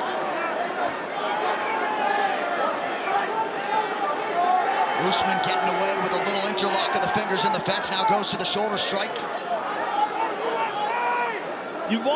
You're dealing with a very confident Leon Edwards now. He knows he belongs here. Oh! He just got his foot caught. He got his foot caught in between the cage and the mat. Usman really putting the pressure on him now.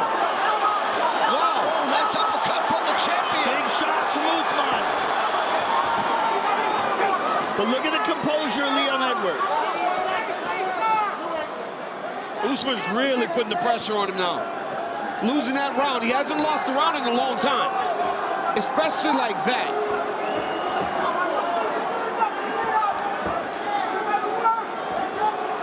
Now his foot got caught, but they have really elevated this edge of the mat. It is not what it used to be. Good jab there from Usman. High poke.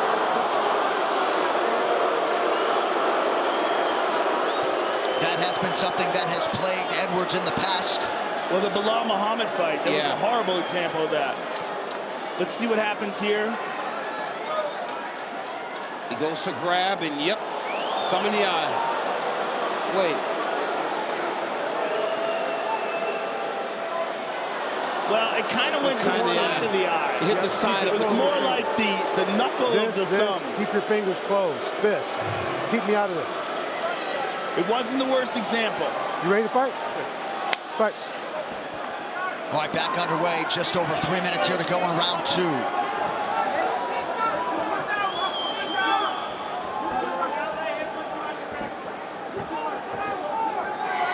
Leon in his southpaw stance has nasty kicks.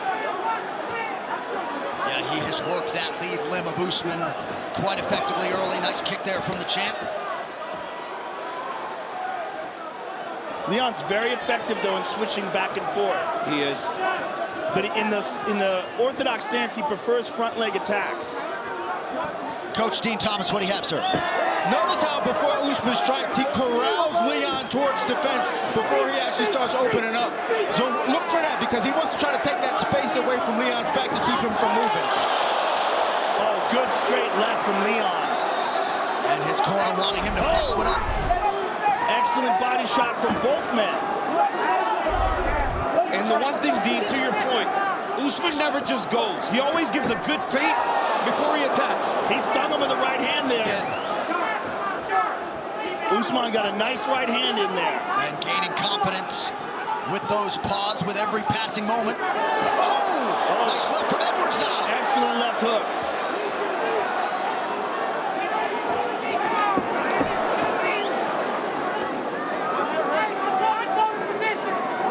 Fingers inside the cage.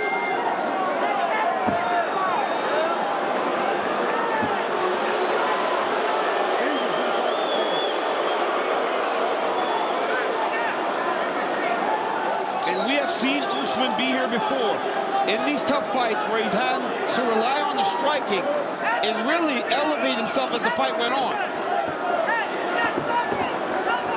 And you know Leon Edwards is game for a striking fight. First takedown attempt of the round comes from Leon. It's a bad mistake there by Edwards. But I mean, how do you call it a mistake when the last round he ended up on top and on the back of Usman?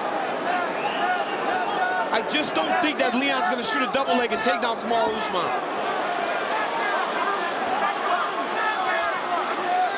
Usman just controlling here.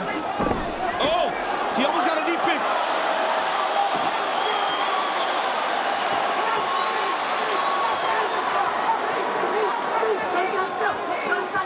Edwards backs himself up to the fence. Nice elbow. Big elbow by the champion. Oh, and now Leon has one. The pressure of Usman is something else, man. Nasty body shots.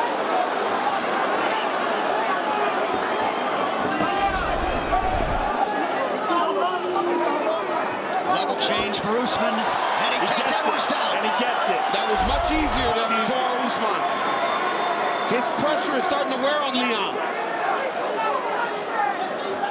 And that is all that experience in these high-level moments.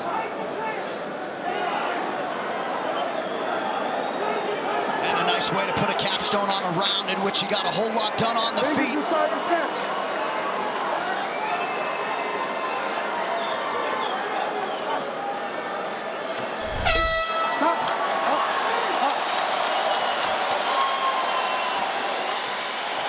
They feel like Usman's bullying Leon now.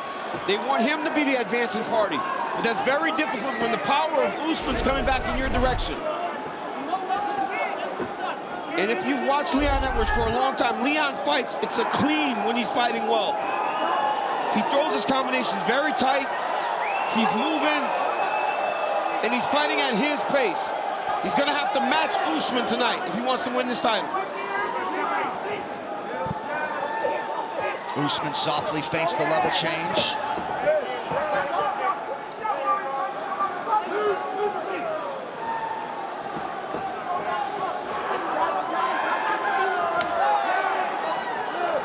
That inside leg kick has been there all night for Edwards. Good short left from the challenger. Edwards has got to stop giving ground. He's got to find a way to stop Usman from just walking him down. Oh, wow.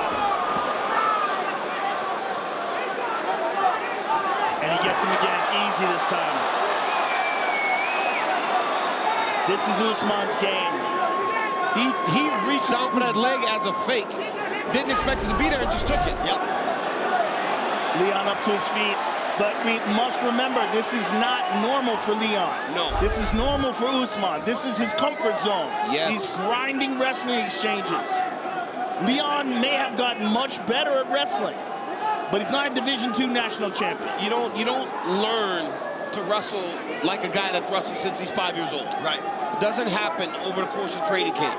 Like you'll never be a scratch golfer, DC, no matter how hard you try. No, it doesn't matter. It doesn't matter how much I do it. I'll never get to be a scratch golfer. And it will fade with fatigue, yes. Whereas Usman's technique will not. His ability to keep up in the beginning depends on explosiveness and speed and a lot of other things, and that fades. But Edwards is doing a really good job of getting back to his feet. Yes. But it's when he gets up. He's got to make Usman pay. It's what he does when he gets back to his feet the in-between the wrestling exchanges that are going to allow for him to be in this fight, especially if we go to the judges' scorecards. Perhaps in some part, Edwards managing that gas tank, certainly expended a lot of energy trying to finish the fight in round one. Nice connection by him there, now a knee. Nice. That's a good combo there by Edwards. Oh, nasty shot to the body by the champ. But then that happens, right? Usman comes back, returns, puts him back down. So even if Edwards gets back up, he got taken down and Usman landed shots on him. Usman mixing the martial arts beautifully here, midway through round 3. He's taking his back. Just one career win by submission for Usman, came by arm triangle in his UFC debut.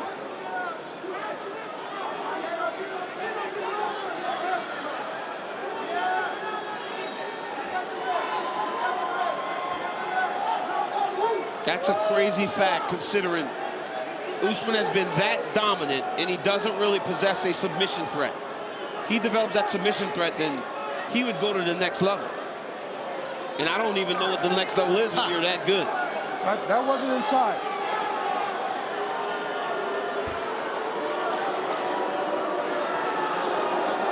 He's trying to flatten Leon out, but Leon's doing a good job of avoiding it. Leon's got a hand fight. He's got to reach back. He's got to try to get his back towards the side of the octagon and hand fight. Get your fingers on the ball. That's the last warning. You heard it there from Herb Dean, second and last warning. Is he warning Usman or is he warning Edwards? No, Edwards. When Edwards reached back, he kind of grabs the glove a little bit. But the problem is, when he starts to move back into him, Usman just goes to the next step. He, instead of fighting Leon from getting here, Usman lets him go and then goes right back to the legs where he can take him back down. Kamaru's looking for the neck. And this is intended to just wear him down. This zaps your energy when you just lay over the top of your opponent. He might have a guillotine here.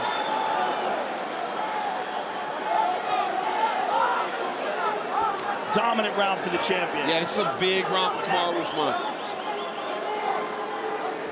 And again, that championship level experience is starting to show itself.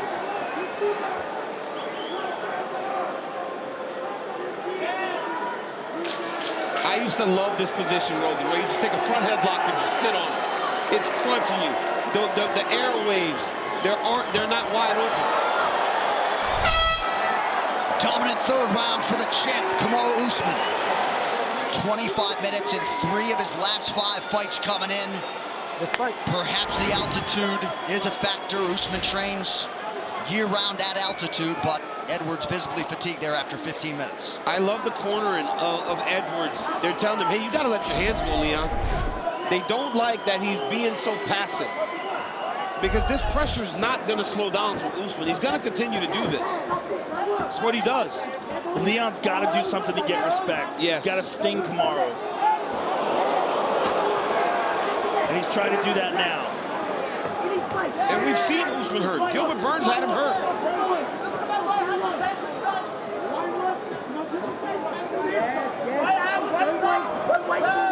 Nice kick to the body by Edwards.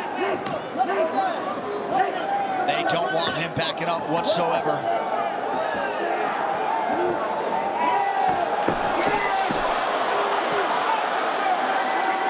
Look at this. Look at this.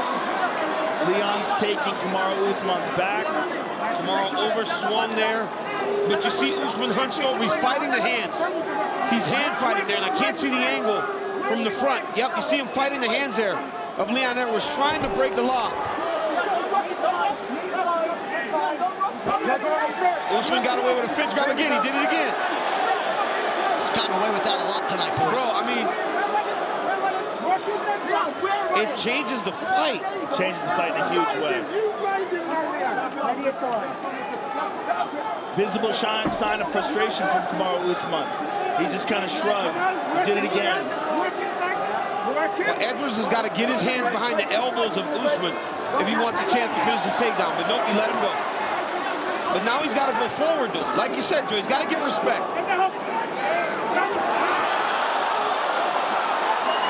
Taken down again. He kind of submitted to that one. That was far too easy. That was the easiest takedown Usman's got.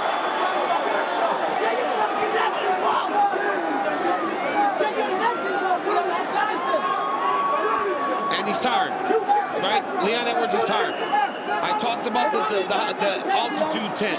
I talked about getting here early, but I didn't factor in the pressure of Kamaru Usman. Sure. Keeping him on his heels the entire time. And the fact that Usman has been training at altitude for years, he's adapted to it. It's a different thing. Yes.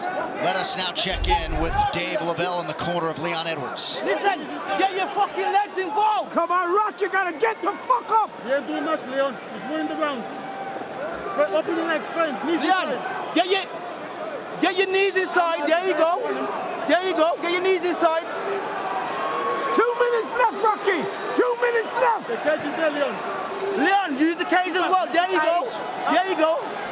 Don't let him collect your legs. Don't give it back. Don't give it back. And that's the difference as the fight goes long. Leon has kind of accepted getting taken down. Yes. Opposed to defending with all of himself before the takedown happens. And with each one of these exchanges, when Kamaru's making him carry his weight, it's draining Leon Edwards' gas tank. It's work. He's back up. He's going to have to break this lock, and he's going to have a big minute and a half if he wants to win this round. Sometimes the mind will not align with the body, right? It sometimes does not happen. Edwards got to fight the hands there if he wants a chance. He's got to break away from Usman and let some real offense go.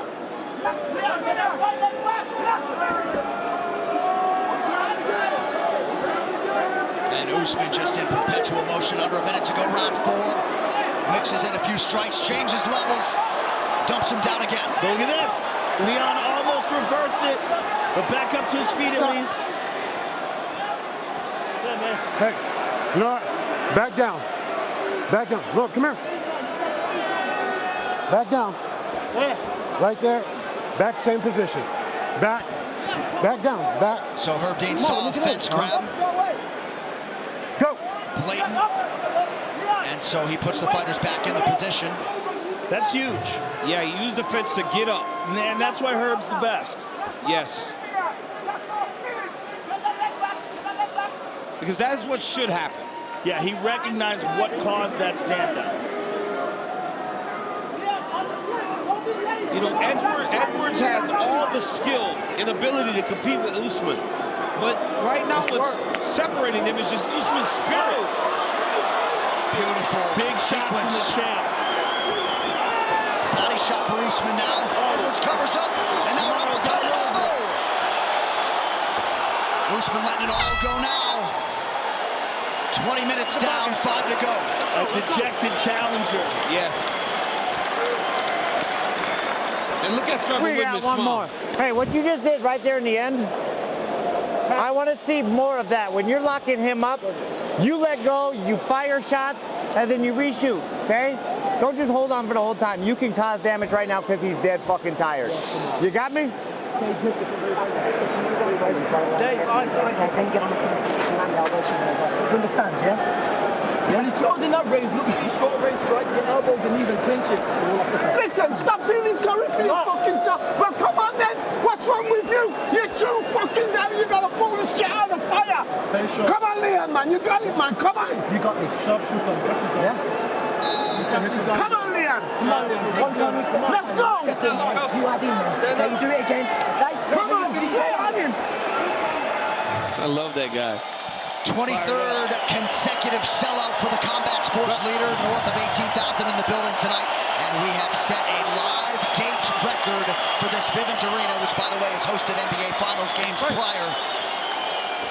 And this crowd, per capita, has made as much noise as any in recent memory. It's been an amazing night. In this building, it's really intimate, right? The crowd seems like it's right there. Seem very close to the octagon. All right, 5th and final round.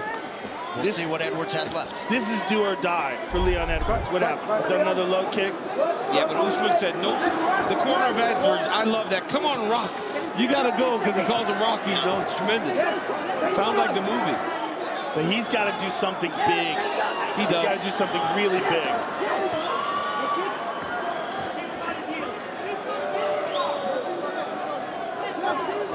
He's got to open himself up. Dean Thomas, go ahead, sir. If it wasn't obvious enough, Leon is broken now. And the biggest tell that you can always know this is because he doesn't give his coach eye contact in the corner. And when they don't give him eye contact, they're ashamed. And he's embarrassed right now of his own performance. This is how you know a fighter is broken. And Leon right now is broken. All right, he's got 4 minutes to try to wrest away this title. So, Dean, you think making it to the final bell is going to be his win? That's going to be a victory for him. That's a moral victory for him, not getting finished.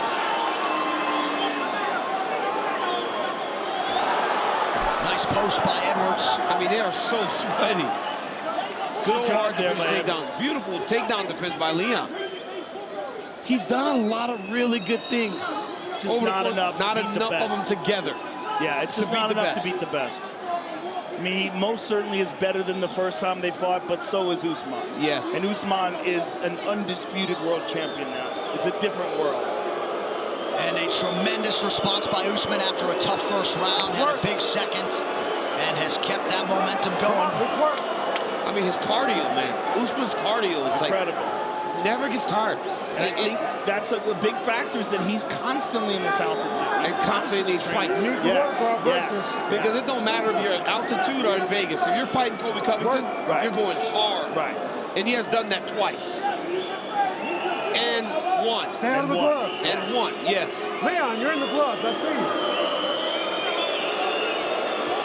Herb Dean doing a nice job, all things considered, navigating a lot of these fouls.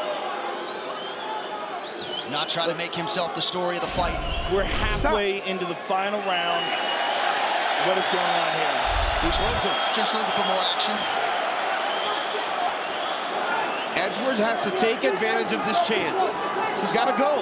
Got to take some risks, I would think. And for Kamaru, he can coast if he wanted to. He's way ahead. He will not, though. He will not. He's going to keep pressuring.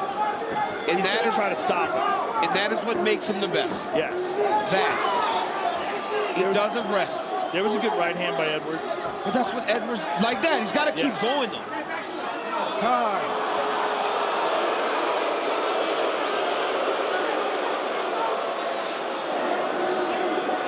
Leon, over here.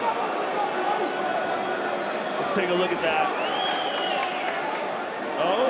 That was not low. That was not low. That did not look low. That was not low. That did not look low. Let's see that again. Huh? That was not low. It's on the belt line. It's on the belt line. Yeah, that's on the belt line. All right, back underway, under 2 minutes to go. Don't forget, the UFC 278 post show follows immediately on ESPN+. And when Edwards goes, he can get to Usman. His kicks are very fast, even in round 5. His hands are very fast. He's just got to open up. You know, he's a minute and a half from losing his championship fight. So you leave it all out there. It does not matter how this fight ends. When that final bell rings, whether you're laying flat on your back or you're in the middle with your head down, as his hand gets raised, he's going to win. You got to empty the gas tank here. Yeah. He may have resigned himself to losing a decision. Well, that's what Dean Thomas said. Yeah. Dean feels like that would be a moral victory for Leon Edwards. But that is not the cloth from which he is cut. I mean, that is a dejected... Oh!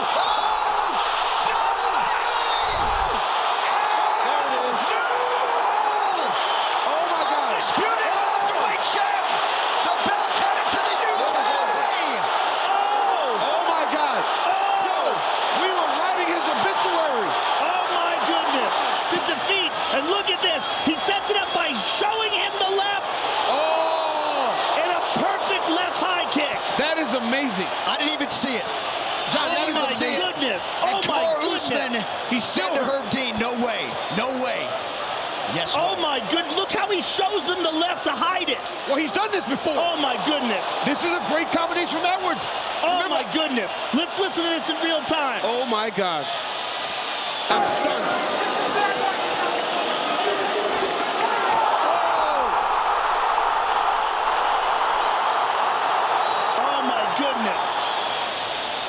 Wow. That is what we were saying coming into this fight, that Leon Edwards has such a full set of skills. Oh, my goodness. But We did not think that that was going to happen in the 5th round like that. My and that God. is the reaction back at his gym in Birmingham, England. Ladies and gentlemen, referee Herb Dean has called stop to this contest at 4 minutes, 4 seconds of round number 5.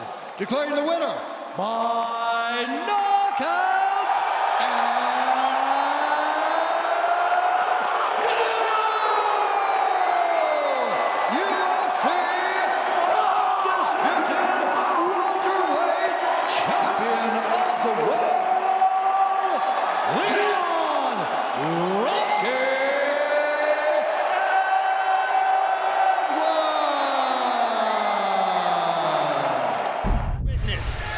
Johnson versus Gaethje. Gaethje in the white, Johnson wearing blue, scheduled for 5 rounds. Excellent combination. Already rattled Gaethje. When Gaethje gets hit, man, he wears guys out. The longer this fight goes, the better it is for him, but Michael Johnson should not be in there brawling. Don't get overexcited by knocking him off balance early. How about the hand speed for Johnson? Oh, so fast, and it really starts with his feet. Several fights ago, he'd leave his feet often, overreaching with that left hand. Now feet planted, feet quicker. Ooh, beautiful combination from Michael Johnson. We've seen Gaethje get rattled before, but always comes back. Has a great shin and lands a right hand, and then a knee as well for Gaethje. Excellent combination for Gaethje. Really does his best work when he can get his hands on you. He punches into the clinch, and he's got beautiful, dirty boxing, and always finishes with leg kicks. He breaks guys down with leg kicks. That's exactly what he told me this week. Look, I want to start at his legs, and I want to beat him down. Gaethje, constant forward pressure. It's all he knows. And this was key for Gaethje, right? If he could get Michael Johnson to stand flat-footed, keep him in front of him. This is not what Michael Johnson wanted to do. He wanted Gaethje to have to find him, to be searching for him. Now he's trapped with his back against the fence. And Gaethje didn't do much trash talking before the fight, but he's jawing at Johnson right now. And another leg kick, another one landed by Gaethje. This is his style of fight, man, in your face. Does not want to let Johnson breathe. Nice counter left hand from Johnson.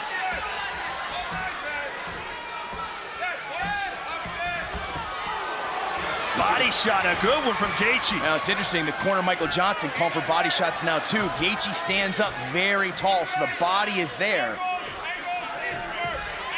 But man, another chopping leg kick. Michael Johnson's gonna have to address those, either with counters or catch him, look for a takedown, or just stick his knee out there and check it. Cannot allow Gaethje to keep chopping down. Gaethje has TKO'd a couple of guys with leg kicks in fights.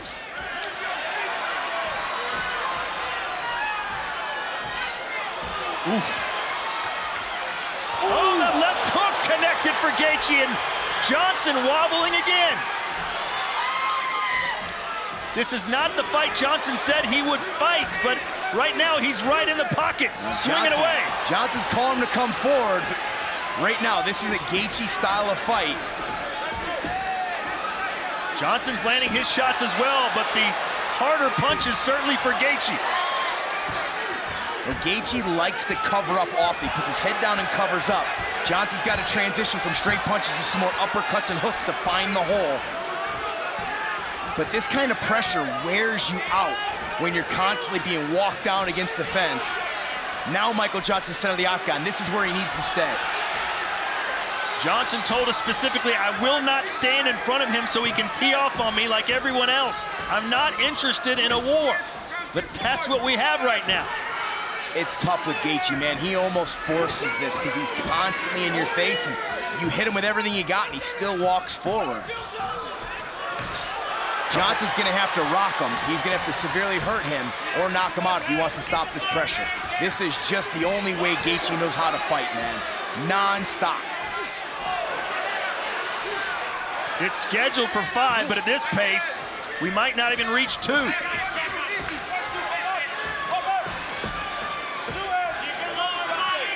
Total strikes so far. Look at the output. 45 landed for Gaethje, 34 for Johnson.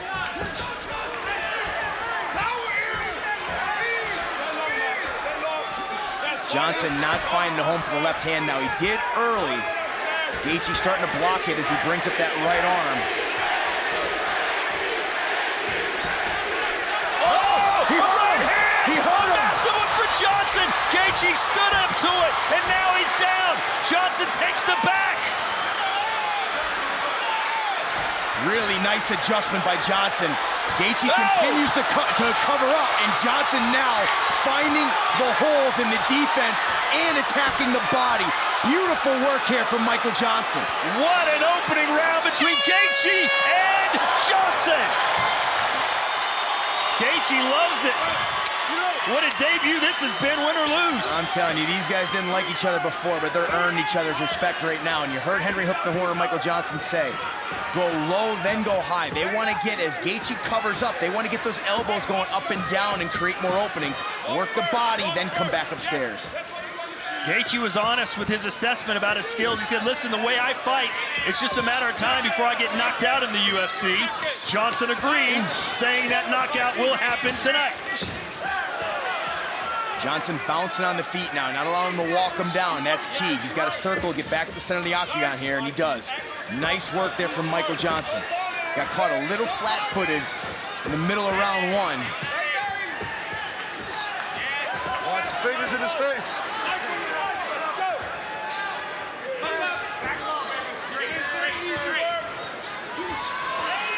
Just waiting for something big to happen again because you know it will. And relentless with these leg kicks, non-stop, and that will limit the movement of Michael Johnson if this fight continues, gets in the 3rd, 4th, and 5th round. And still, even after getting knocked down, Gaethje coming forward. Oh, there's a right hand! Gaethje's still on his feet! He may not know where he is, but he's standing up! Johnson's got to push away from this clinch and open up. He does not want to stay here. Gaethje's in great shape, and he recovers quickly. He's been hurt before in fights. Michael, watch the thumb. And some elbows now for Johnson, who's just picking his spots. Gaethje fighting back with an elbow of his own and a knee. But he bought himself some time. Michael Johnson needs to keep this fight in space. That's when he's hurting Gaethje. The fight living up to the hype.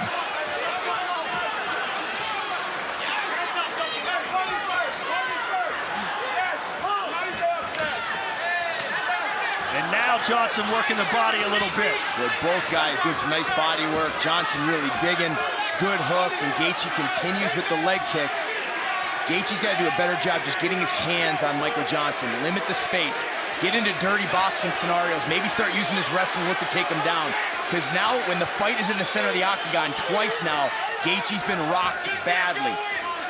He's got to do everything he can to get this fight into the 3rd round.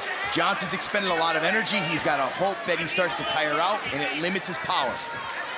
Gaethje seems to get clipped every fight he has, but somehow his chin is up to the task. Well, the guys he's fought before do not hit as hard as Michael Johnson, that's for sure. But the longer this goes, the less likely you're going to see a one-punch KO from Michael Johnson. You can hear Henry Hoof telling him body all night. They want him to keep working that body. Smart work here from Michael Johnson.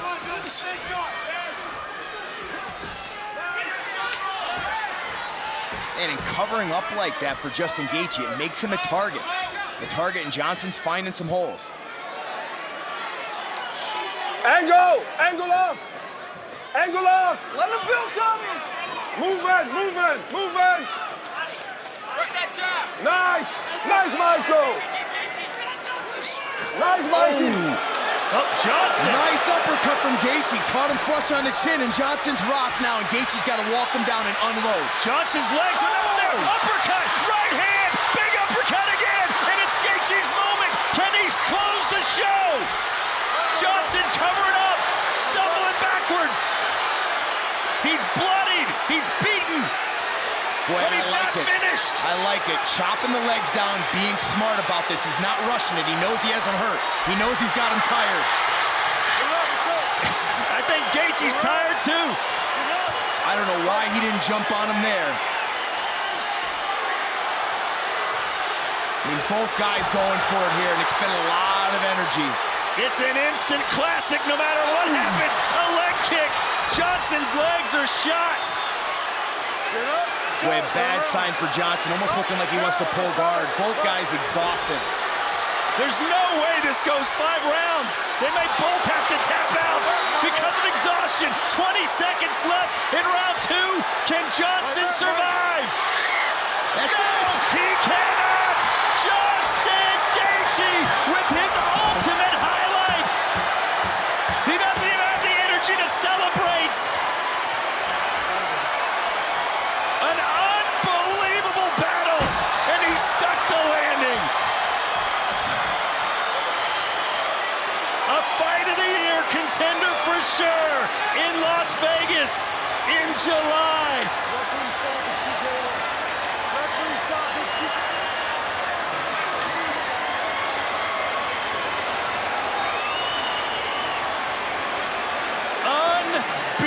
Unbelievable.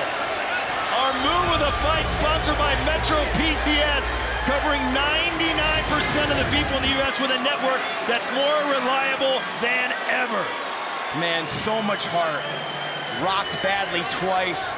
Eats a big left hand, and there's Gaethje rocked bad, but Gaethje all heart, man. And this is a guy, every fight he goes to war. Every fight he gets tagged, digs deep, finds a way to recover here, ties him up. And then boom, that short uppercut changed everything, and he smelled the finish. And man, this kid just does not stop. He promised everybody he would bring it when he got to this level, and man, did he come through huge against an extremely talented lightweight. Gaethje said, I think each of us are gonna get a huge bonus tonight. Ladies and gentlemen, referee Big John McCarthy has called a stop to this contest at 4 minutes, 48 seconds of round number 2, declaring the winner by TKO, Justin the Highlight Gaethje.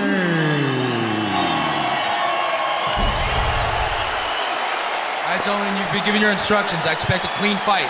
Obey my commands at all times. Defend yourselves at all times. Touch gloves, go back, let's do this. Anderson Silva. Sonnen. UFC middleweight championship is on the line. You ready? Let's fight! Here we go! Tonight's clock brought to you by Piranha 3D. This summer 3D shows its teeth in theaters. August 20th, Silva comes out in the black and yellow trunks. Chael threw a kick and Anderson caught it. Southpaw, Chael Sonnen in white trunks. Southpaw against Southpaw.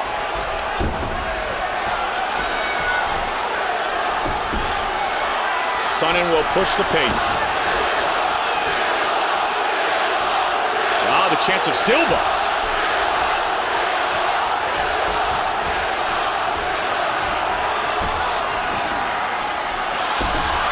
Oh my! Look at that. Whatever it takes. Oh, he rocked him! He hurt him! Big shot by Chael Sonnen! Uppercuts! Oh my goodness! He hurt him again! Sonnen strikes early! Wow! Who would have expected that? He's got him down. Look at it. Anderson got him down. Chael Sonnen. Chael's got a hold of the guillotine. He's going to use that to stand up, and he does. He's bringing it as promised. He hurt him again. Left hand. Wow. And again. Anderson with his hands down, Joe. Big shot. This is where Chael Sonnen shines. He connected with some vicious strikes. He moves into half guard. got the arm pin, Joe. Chael Sonnen. And Chael Sonnen is one of the very best in the world at grinding and beating guys up from the top position. Very difficult to shake off from this spot. Nate Marquardt couldn't do it. Yushin Okami couldn't do it. To the body. Silva wants to wall walk. The takedowns we expected. Dominant in the striking game early. I don't know if anybody did. Yeah, we did not expect him to catch him with that left hand and hurt him like that. And again, controlling the legs,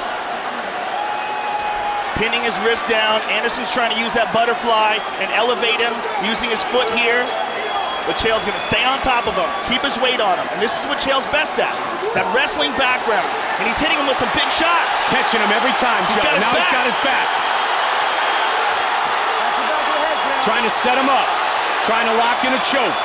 Remember, Anderson Silva, Brazilian Jiu-Jitsu black belt.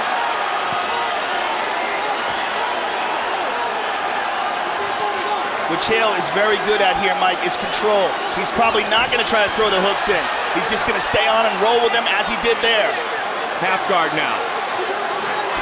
Another big shot by the challenger. Full guard now for Silva. As dominant as we have seen anybody against Anderson Silva. But it's very early, and it's a 5-round fight. Yeah, what it is a matter of how much damage can he do in this position, how much wear and tear can he put on Silva. Oh my! You could hear that one. Now with a quick left. Into half guard again. And watch for the elbows, that push down elbow. Nice uppercut, he didn't see that coming. Stuck it on the again, Joe. Pin that right arm down, he's gonna hit him with a left. And Anderson knows it, that's why he's trying very hard to control that wrist of Chael Sonnen's. And he hits him with it. Anderson moves back to full guard. Silva. And Chael hits him again. And again, and again, and again. Over and over again. He's getting punished by Chael Sonnen. This is gonna take 45 seconds. Oh, big shot! Big one. And this is gonna side control. This is gonna take a tremendous amount of confidence away from Anderson as well.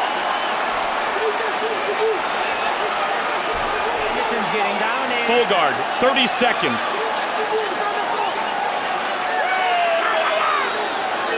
Chael Sonnen could not have asked for a better start. And he set it up by outstriking Anderson Silva early in the fight. 10 seconds. This is more shots than Anderson Silva has taken in his entire MMA career. Round one, Chael Sonnen. The talking has stopped, the fighting has been controlled by the challenger. Anderson Silva quickly comes out in round two. Nice leg kick by Anderson. Anderson's ignited.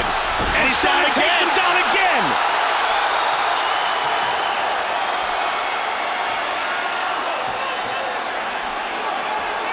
Title fight, 5-minute rounds. Nice elbows from the bottom by Anderson. Chael's trying to step over into half guard. Trying very hard to get past that right knee of Anderson's. Anderson fighting it, Chael moves to half guard. And he's avoided damage on the way in with these takedowns. He's avoided all damage. The chants of USA here in the sold-out Oracle Arena, Oakland, California. Anderson trying to do what he did to Dan Henderson, which is stifle the attack by just holding on to him. Now he's boxing his ears. Look at this. And Anderson believe it or holding on not, to him, that so is he's got no effective. defense, right? That does not feel good.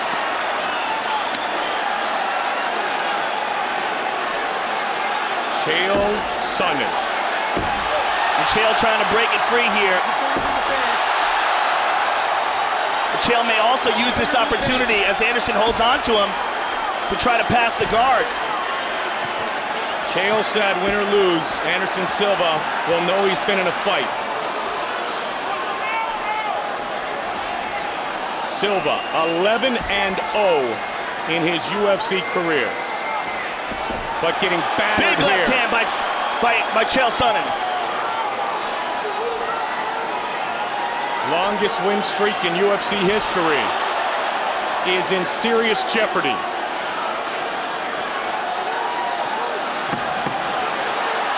Back and forth. The shots to the champion. And that's the kind of stuff that Chael Sonnen does. Those aren't the biggest shots in the world, but he's never going to let you rest. And he'll never go away. Powerful shots again. Good elbow from the bottom by Anderson. Chael's conditioning has always been superb. And we have not seen Silva pushed like this.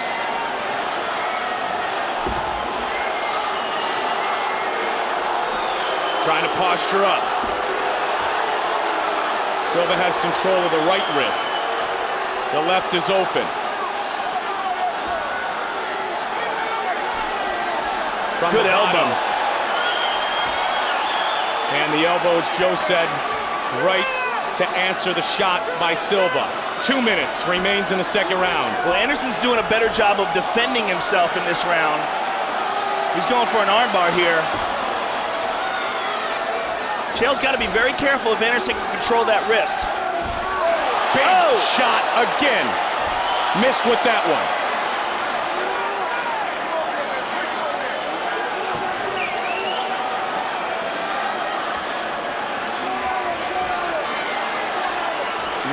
Seconds, smothering the champion, looking for a hammer fist or two.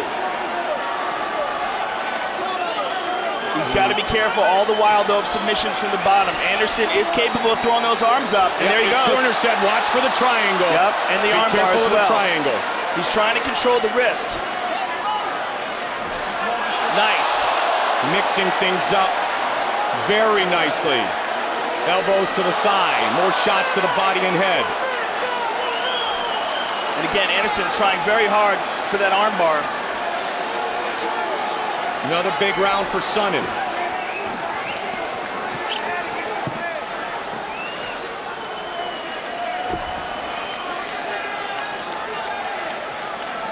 UFC Middleweight Championship.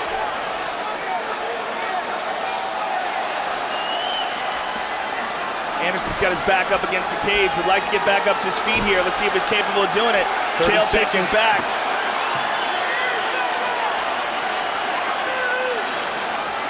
Anderson looking for a Kimura. Trying to work on the arm of Chael Sonnen. 15 seconds. Look out for his leg. Anderson's got to be careful of his leg here. Chael's leg's in a bad position. And he's out. Final seconds of the round, Joe. And he nails him.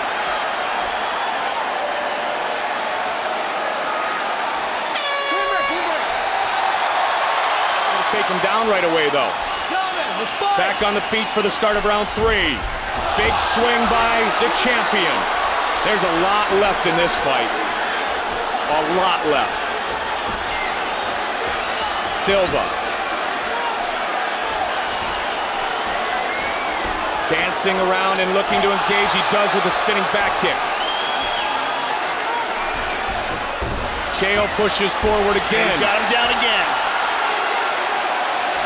And this is the difference between the Damian Maia fight, the Talis Leites fight, is that when Chael gets into the 3rd and 4th round, he can still take Anderson down. Yep. He can still threaten with it. Anderson can't dance away from him.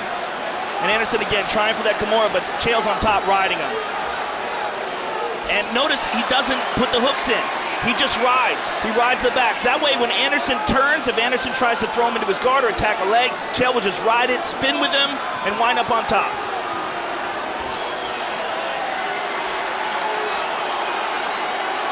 Continuously with the knees.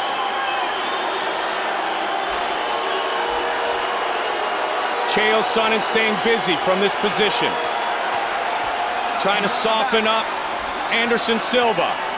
And he isn't hitting him with the biggest shots in the world, but they're relentless. And Anderson's got to defend himself. Anderson taking multiple shots here. And again, they're just slow, throbbing, pounding punches, nothing big.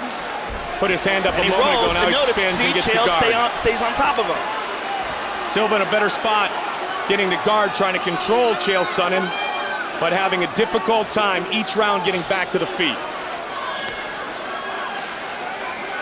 And this is the type of fight that wears on you. Now, the question about Anderson in the Damian Maia fight was, did he tire? Why did he coast the last 2 rounds? Well, if he was tired in that fight, what's it going to be like going into the 4th and 5th in this fight? Because he's been carrying Chael Sonnen's weight on him. He's been getting beat up. He's been frustrated. He's been getting taken down. All-American at the University of Oregon. The chance of Sonnen. And Anderson locking the body triangle down. Now, you cannot attack from this position. The only thing you can do from the body triangle is possibly attempt a Kimura and then let the body triangle go. But really, it's more to stifle the guy who's on top and restrict his look breathing. at that. 1, 2, 3, 4, 5. The rabbit punches. But he can't get as much into him as he can with an open guard or even a regular closed guard. When Anderson has that body triangle, it makes it much more difficult to generate offense from the top. But he's also not going to be able to attack. He's not going to be able to sweep. To the body and to the head.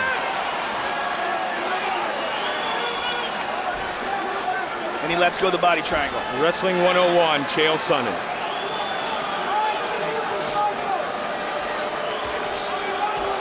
Two-time University Greco-Roman national champion, Olympic alternate. And the thing most important coming to this fight is everything Chael Sonnen said he believed. He believed he could win this fight, and so far, he looks brilliant. He's got to be careful of the triangle. Anderson was trying to control his wrist there, throw that triangle up. And he's turning right here. He's trying to go for an armbar as he's moving his hips, but Chael Sonnen very aware of it. And he nails him again. Most believe he is the most talented fighter in the sport, Anderson Silva.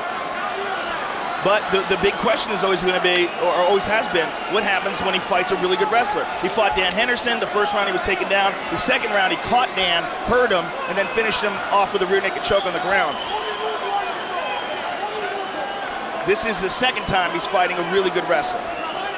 And it's been 3 rounds, Joe, like that first round that you just talked about. Well, even more successful. Dan was not as successful in the first round as Chael has been.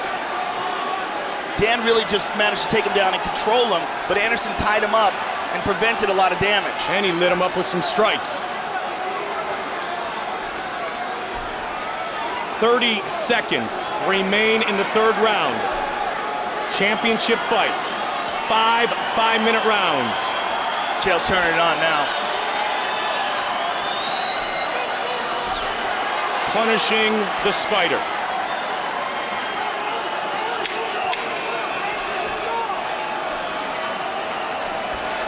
I wonder what kind of advice Steven Seagal is going to give him. I'm serious. I'd really like to hear it. His father, he would one day be a world champion. Maybe tonight's the night. Right out to take the center of the octagon. Left hand by Silva. Kick to the body by Anderson.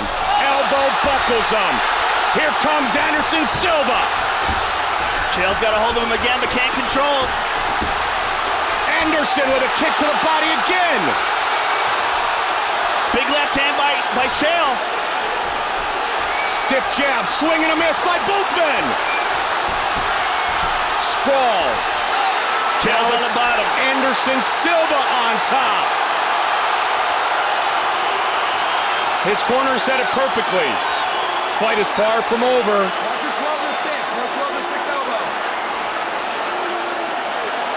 Here comes the champion. Can he keep him down, though? Chael's got him over. Reversal. How good was that? That's wrestling, baby. Couple of big kicks to the body of Chael Sonnen early. I mean, that's really how dominant he is as a wrestler. Even when he's on the bottom, he can turn it around. Now, Anderson's got to be very, very frustrated now. He's hit him with some good shots. He's still there, and he has not been able to stop him from taking him down or controlling him when they go to the ground. He has put him on his back as he promised. And he has beaten him up for the better part of now 4 rounds. And he has forced Anderson to fight. I mean, Anderson is coming out each round when you know, he has to stand up. He's doing it with an urgency that we haven't seen from him before. He's taking some bombs here.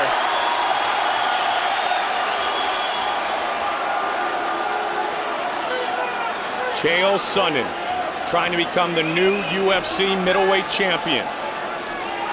And the first man to defeat Anderson Silva in the octagon.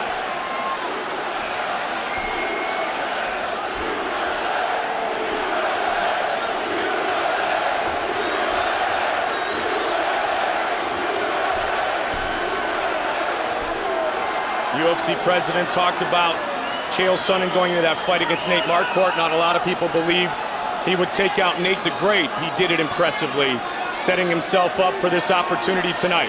That was a huge confidence builder too, because Nate Marquardt was thought to be the #1 contender in the middleweight division, and a lot of people thought he was the most well-rounded guy outside of Anderson, you know, in the middleweight division. Chael's trying to pass, Joe. Anderson's trying to use those butterflies is what it is, Mike, and Chael just basing. There he is again, throwing the right hand and an elbow.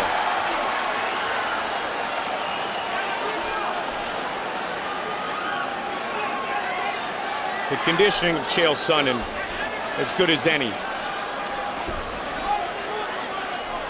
But Anderson won't go away. And he's getting beat up like we've never seen before. Yeah, we've never seen him get dominated like this before. And no question, he needs a knockout or a submission to win this fight. Absolutely. Again, he tries to lock on that body triangle to slow the assault.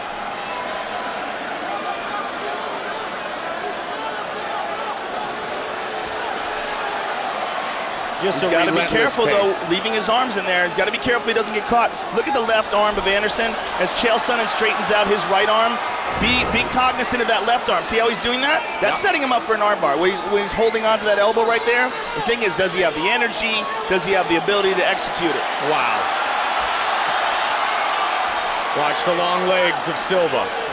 Yeah, he's looking for the opening to try to do that. Chael's bleeding, and it's from the elbows of Anderson from the bottom. But he's just smothering Silva, Joe. Smothering him and making him carry his weight. Some heels. Anderson will try pretty much anything now. 30 seconds remain in the 4th round. From the bottom, it's the Spider.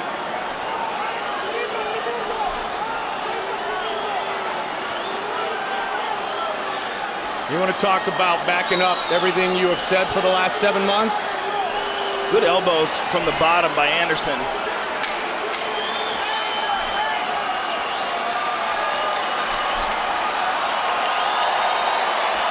Another round. Headed to round 5. Another round for Chael Sonnen in the books. This is 4-0 in my opinion. They are on their feet. Sold out Oracle Arena. 5th and final round.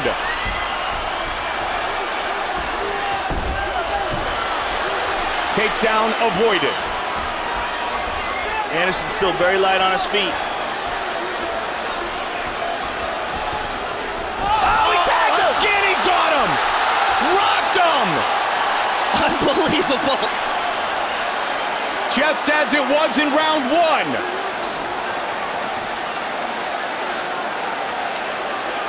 I mean, is it too early for Chael to start celebrating? That's the question. The Side chance control. of USA He's continues. got a choke. He's trying to finish the champion. Anderson gets his hips back under and back to full guard.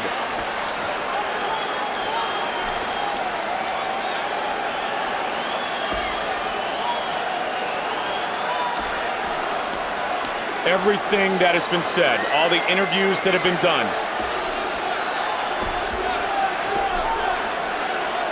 And now the fight has been taken to Anderson Silva like we have never seen before. The punch that looked like it knocked Anderson down was actually a slip. I was just showing the replay. Anderson ducked under it, lost his footing, and now He's in side control. Lost his footing, ended up on his back. And let's see if he can get off his back. And Anderson's trying to hip escape to get to a better position, but he's very tired at this point. He's been carrying Chael Sonnen's weight for all 4 rounds.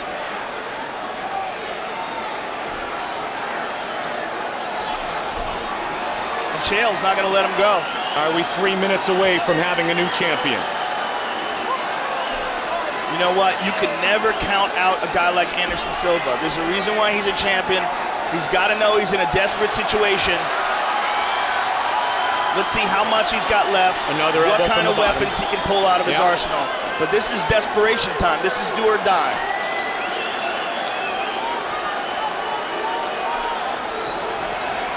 Wow. Big punches from Chael Sonnen. Sonnen is beaten. He is bloodied. But that's what he said he expected. He expected to have to go to battle. He expected to have to overcome. But as tired as he is, he's in his spot. He is on top. Said, I owe everything I've achieved in my life to the work ethic that my father taught me. And we're seeing it all come to fruition here tonight in this title fight.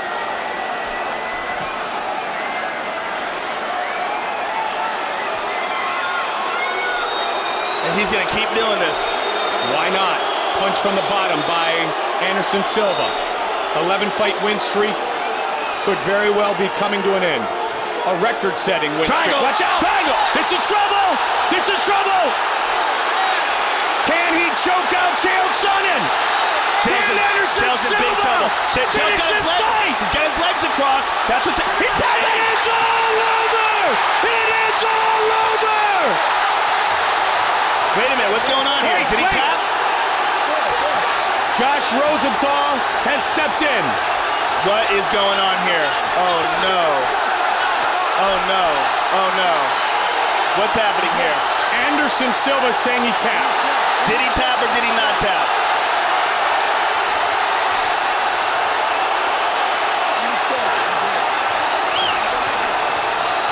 Let's take a look. It looked like he tapped to me.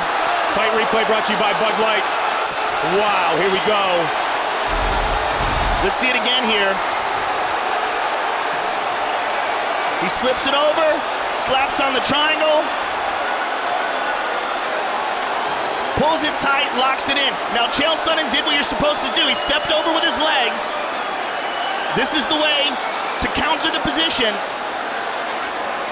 He stepped over.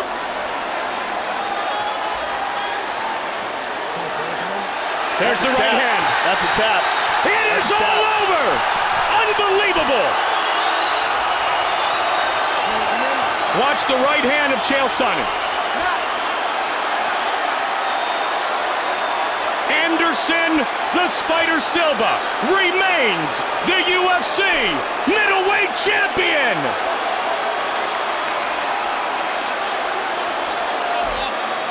Ladies and gentlemen, referee Josh Rosenthal has called a stop to this contest at 3 minutes, 10 seconds of round number 5. Declaring the winner by tap out due to a triangle choke, and still the undisputed UFC middleweight champion of the world, Anderson the Spider